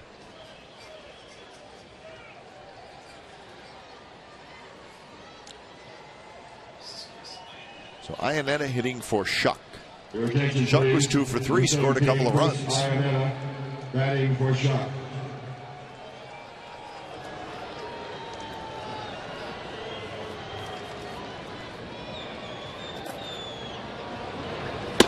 Swing and a miss. High, hard one from Doolittle. Iannetta was 0 for 6 with a couple of walks last night, playing the entire 19 innings. Catching the entire 19 innings. Iron Man. Yes. You know, it'd really been great if he's catching tonight also. And tomorrow.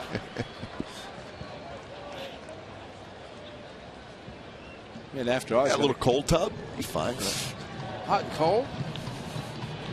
I mean, after all, he's getting the game in the 8th inning. Swing and a miss. 3 pitches, Iannetta strikes out. Throw a 95 fastball and then pull the string 10 miles slower with an 85 changeup. You get a swing like that right down the middle of the plate. But Dr. Doolittle right down the middle with a changeup, and Number 2, Eric Ibar. Iannetta saying that is not fair. Called a changeup last night, hit a walk-off home run. He gets 0-2 changeup, no contact. So Doolittle last night struck out Hamilton on an 0-2 slider. Very good slider, and 0-2 changeup tonight.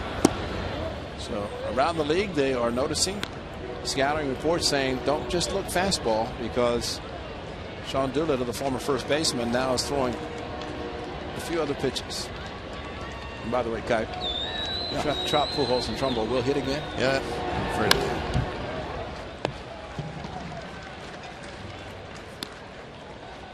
One and 1 to Ibar. 1 for 3 with a single and a walk.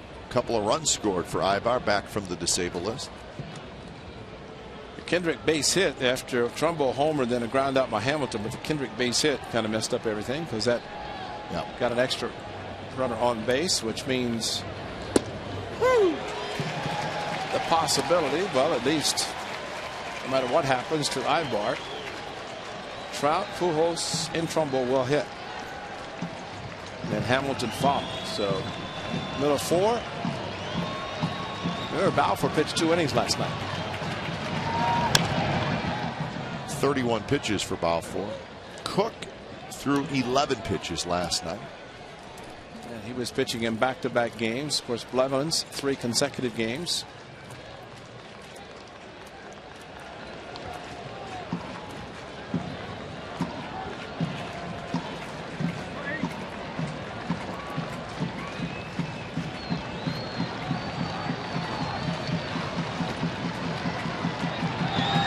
Pitches, a fastball overthrown a little bit by Doolittle.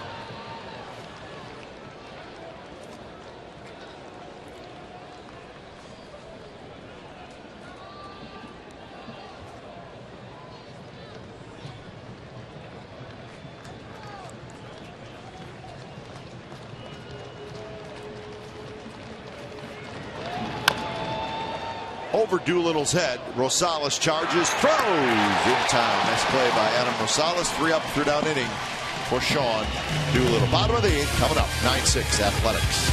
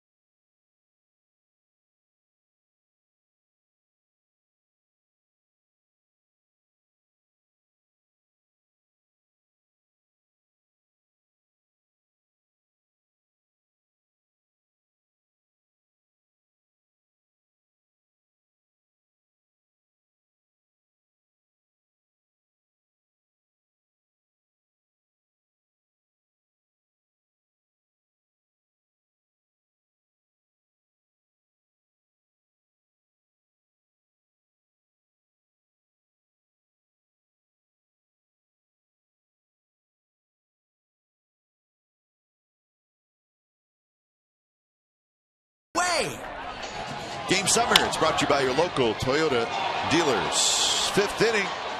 Angels were feeling good. Trout had a 2-run double, and at that point they had the lead. But then the A's seem to do it every night. Come storming back. 2-run triple by Cespedes. A's take the lead, and then they busted it open. A bases loaded double by Seth Smith. So Smith, a couple of hits, 3 RBIs.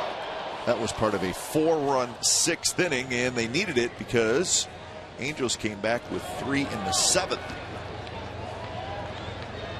So we have reached the bottom of the 8th inning.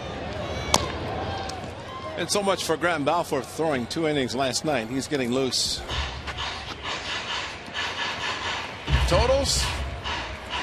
The A's, crooked number, 3 of them. Just played all of their runs.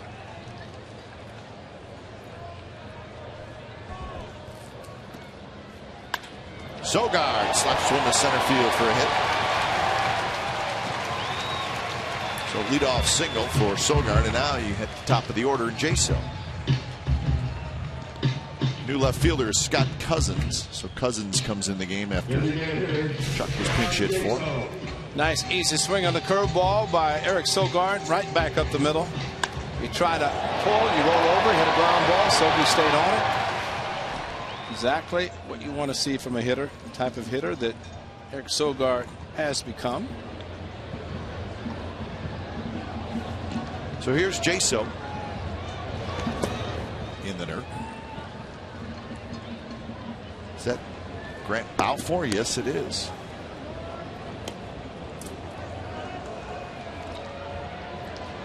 Feels good after 31 pitches last night. He's fine. I don't think we should expect anything except that from him.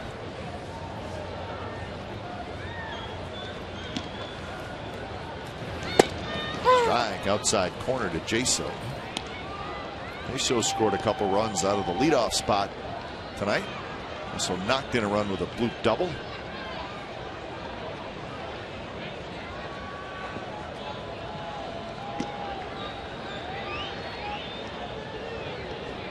So Jaso hitting .275 with his 1-for-3 performance tonight.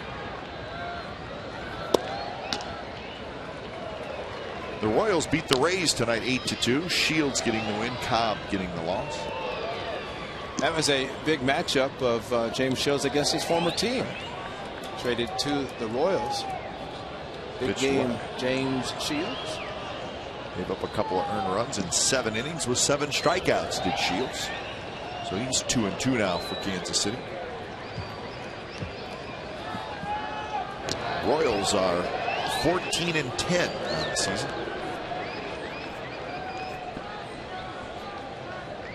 Blue Jays beat the Red Sox 9-7. So the win for Toronto snaps their 4-game losing streak. The loss by Boston snaps their 5-game winning streak.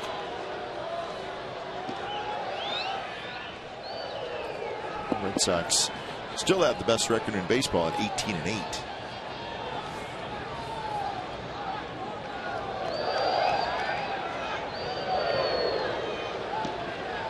Two and 1 to Jaso with Rosales waiting in the on-deck circle. Now 3-1. The Indians beat the Phillies in an interleague game 14-2. Ray, the Tribe hit 7 home runs. That was in Cleveland. That was in Cleveland. Yeah. Yep. 7 home runs. Roy Halladay got shelled. Gave up 8 earned runs in 3 2/3 innings. His ERA is almost 7. And there's the walk. So Jaso's aboard for the 3rd time.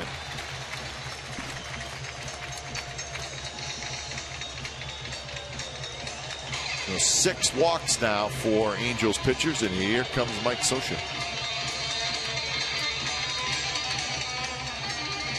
So when it's time for change, think Speedy Oil Change and Tune-Up. It's your oil change, tune-up, and smog experts.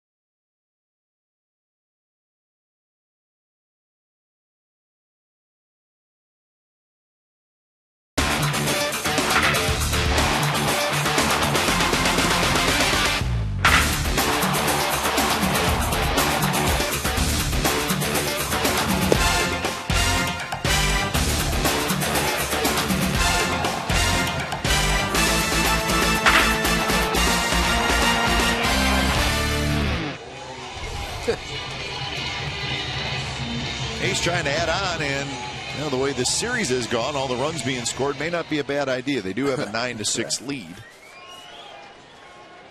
And Grant Balfour with Sean Doolittle getting 4 outs. Balfour, of course, thinking he might come in for a save opportunity. If the A's score at least one more, that takes a save opportunity away. But Sean Doolittle, he got 1 out last night, could finish the game. We shall see what happens in the remainder of the center. Rosales to bunt, and he bunts it nicely. So Adam Rosales doing his thing. Nice sacrifice bunt. 2nd and 3rd, 1 out.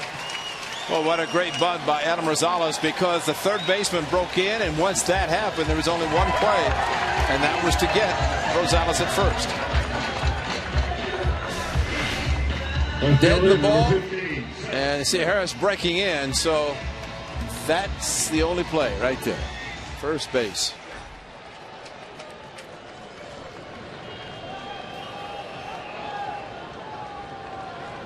So they're going to walk Seth Smith to face Cespedes.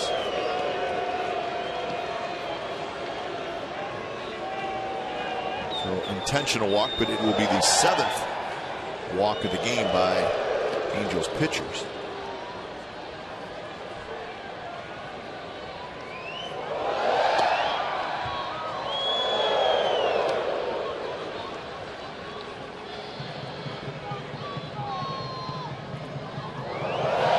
So here comes Cespedes, and he's got his eyes on some RBIs. He's already got 3 in this game.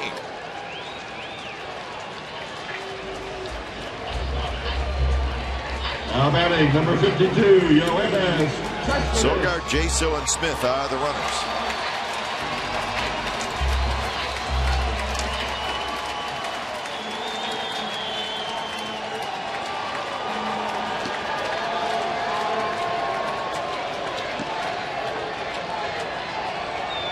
Cespedes with a double, a triple, ground out and a pop out, 2 for 4.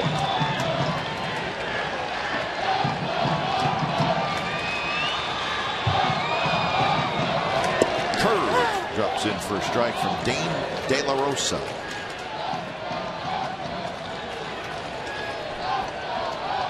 Have a good night there, Mr. Cespedes. Be wearing the pants up high all the time. Yeah, that's true. Good swing there, and he fouled it back. Neshek, about 4. So if the A's add on some runs here, we'll see Neshek. Just a little late. Got the curveball, then fastball from De La Rosa.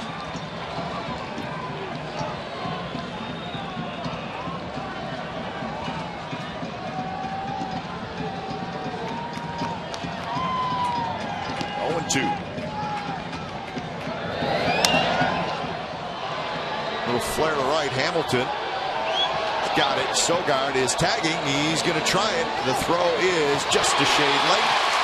Sogard rolls past home plate. Great description. So Cespedes sack fly. He's got 4 RBIs.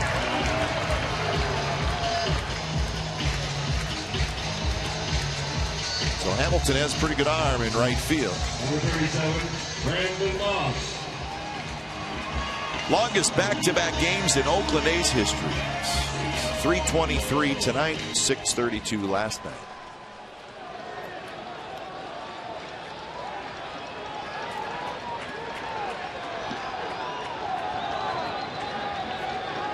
So Cespedes gets the A's their 10th run. And here's Moss.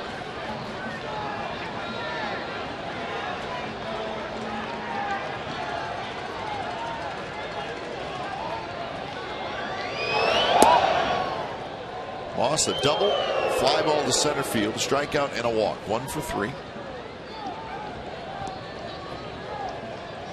Jaso heads up base running, went to third on that sacrifice fly.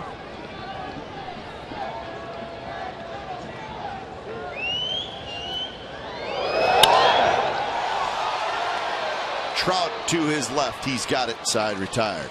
A's get a run on a hit, a couple of walks, sacrifice bunt, sac fly, 10-6 A's as we go to the ninth.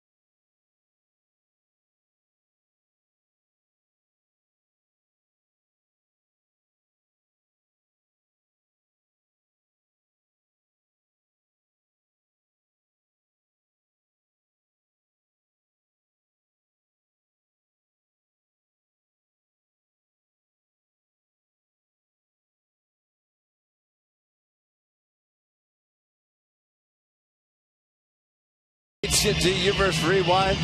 Yoenis Cespedes put on a show again tonight. High off the right center field wall. That would plate Seth Smith. Scoring a wild pitch, and then Cespedes with a shot to left center. A triple, scoring a couple of runs. An easy triple for him, and then he would hit a sac fly in the bottom of the 8th inning. So a good night for Yoenis Cespedes as he continues to excel since returning from the disabled list. Number 52, and it's been a good number for him in his second season with the A's. What are these people doing? What You're is the that, color guys? analyst, Ray. I'm going to just leave it. Well, I'm going to leave it at that because I just don't know. So 11th appearance for Balfour. It's not a save situation. The A's tacking on that extra run. So Trout to lead it off. It would be Trout, Pujols, Trumbo. If anybody were to get aboard, Hamilton would hit. So the best hitters up for the Angels.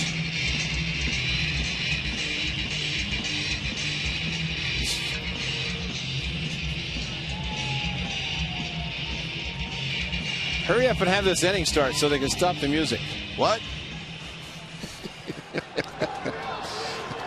Oh, that feels so good, doesn't it? Couple hits tonight for Trout and 4 RBIs. So Mike Trout trying to get rolling. A little bit of a slow start for him. Great job by Sean Doolittle. 4 batters, 4 outs, 2 strikeouts, 2 ground ball outs. And great thing last night, 3rd of an inning, strikeout, comes back tonight. Good shape, good form, great pitching. 1-1 to Trout.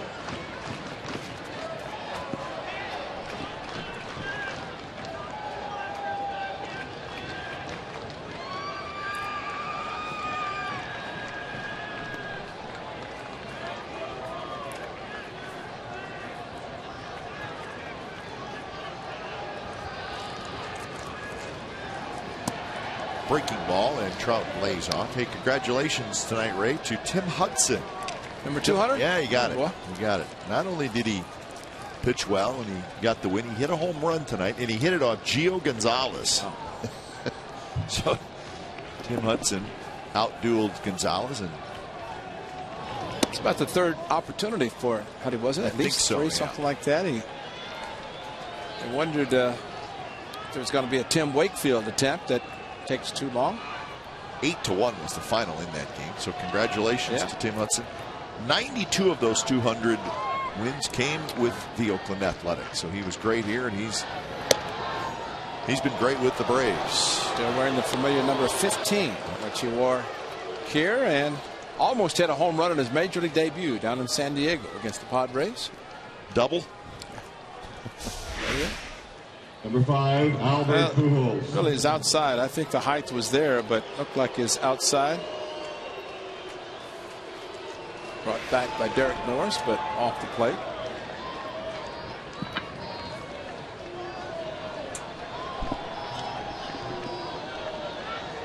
So that'll bring up Pujols.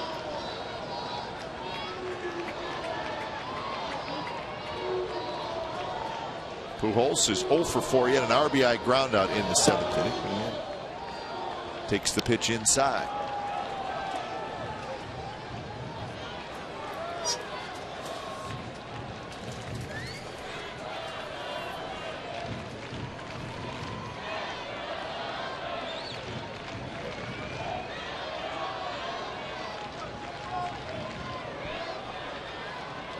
Pujols' RBI was his 17th of the year. Angels at this point are just looking for some base run.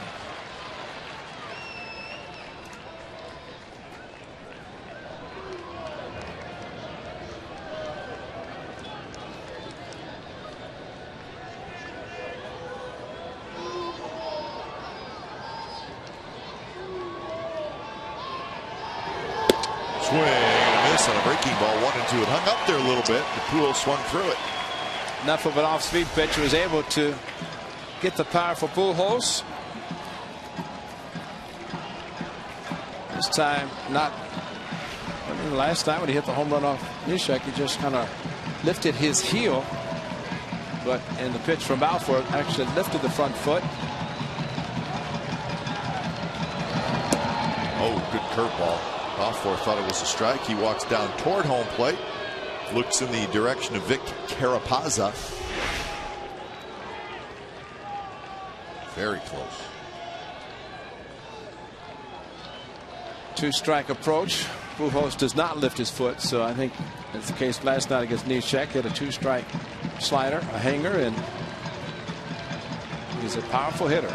Very powerful upper body.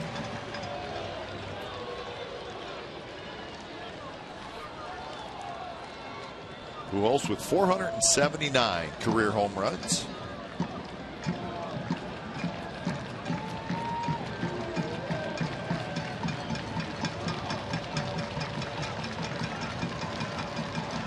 Trout with the lead at first. Don't believe he's going anywhere. Now Pujols steps out. So a little gamesmanship going on. Balfour stepped off the mound. Now Pujols steps back out. Now he's in there.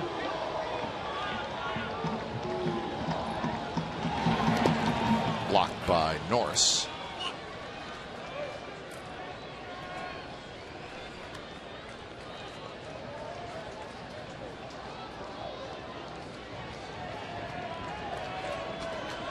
So 3-2.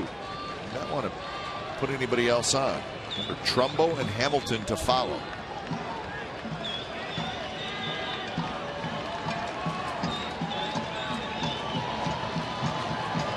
Balfour, very deliberate on that.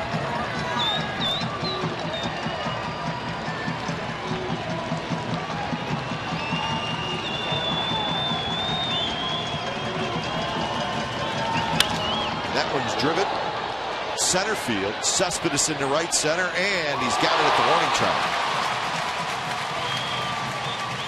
So a long out by Pujols. He's 0 for 5. Well, it's great speed. Coco Crisp in center. Chris Young. Now Cespedes. So an outfield that could cover some ground. And Trout having to get back. But Cespedes a long run into right center. It's probably the best thing that Balfour did was to challenge Pujols. There's a couple of center fielders there. Yep. Actually 3.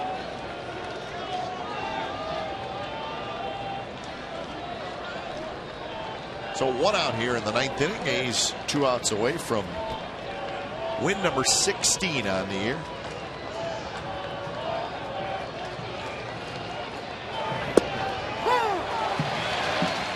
Trumbo takes the strike with an off speed. Trumbo homered in the 7th. 1 for 3. So he's homered in back-to-back games.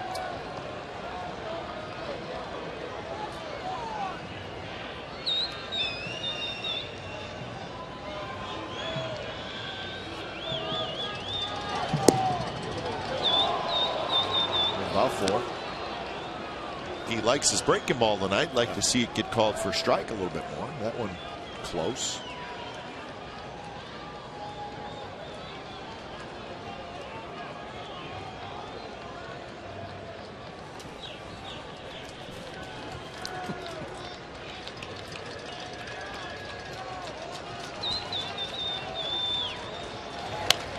Pop up foul.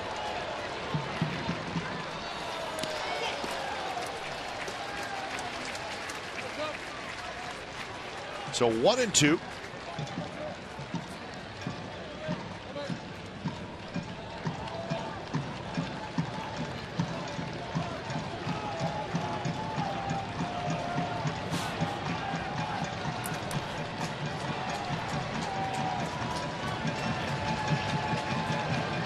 Now Balfour is ready. And here's the pitch, chopped. Sogard ranging far to his left, throws, and that's a nice play by Eric Sogard. Done it all night, Kipe, and that's great about Eric Sogard with his range. That's twice. First inning and now the 9th inning, he's thrown off balance. This time going to his left. Knows that The big Trumbo runs well.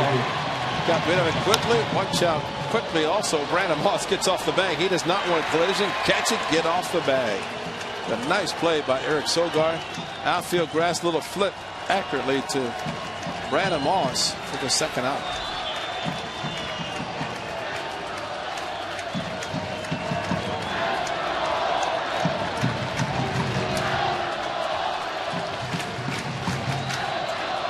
First pitch to Hamilton is outside.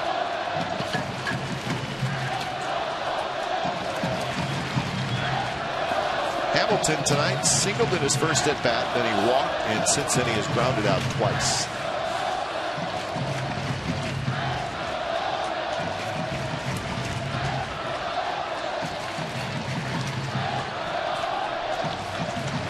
The 1-0 pitch to Hamilton, up and away with a fastball.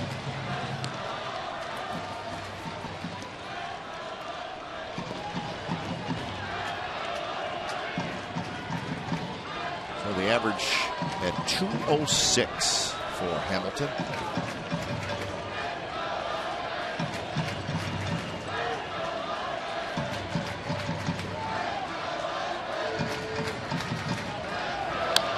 Good swing there by Hamilton as I think he saw the fastball and he had a good swing. Fouled it back.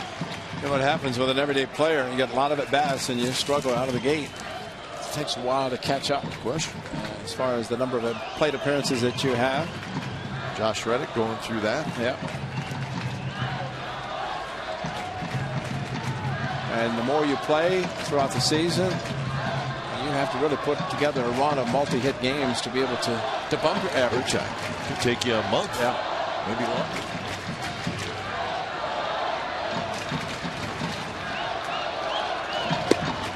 Very close. So 3-1 to Hamilton with Kendrick in the on-deck circle.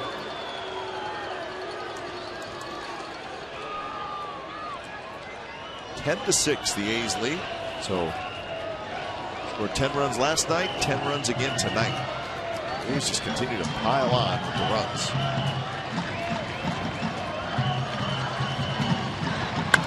Hamilton, right center, shallow. Reddick on the move, and it's a nice running catch by Josh Reddick to end the ball game.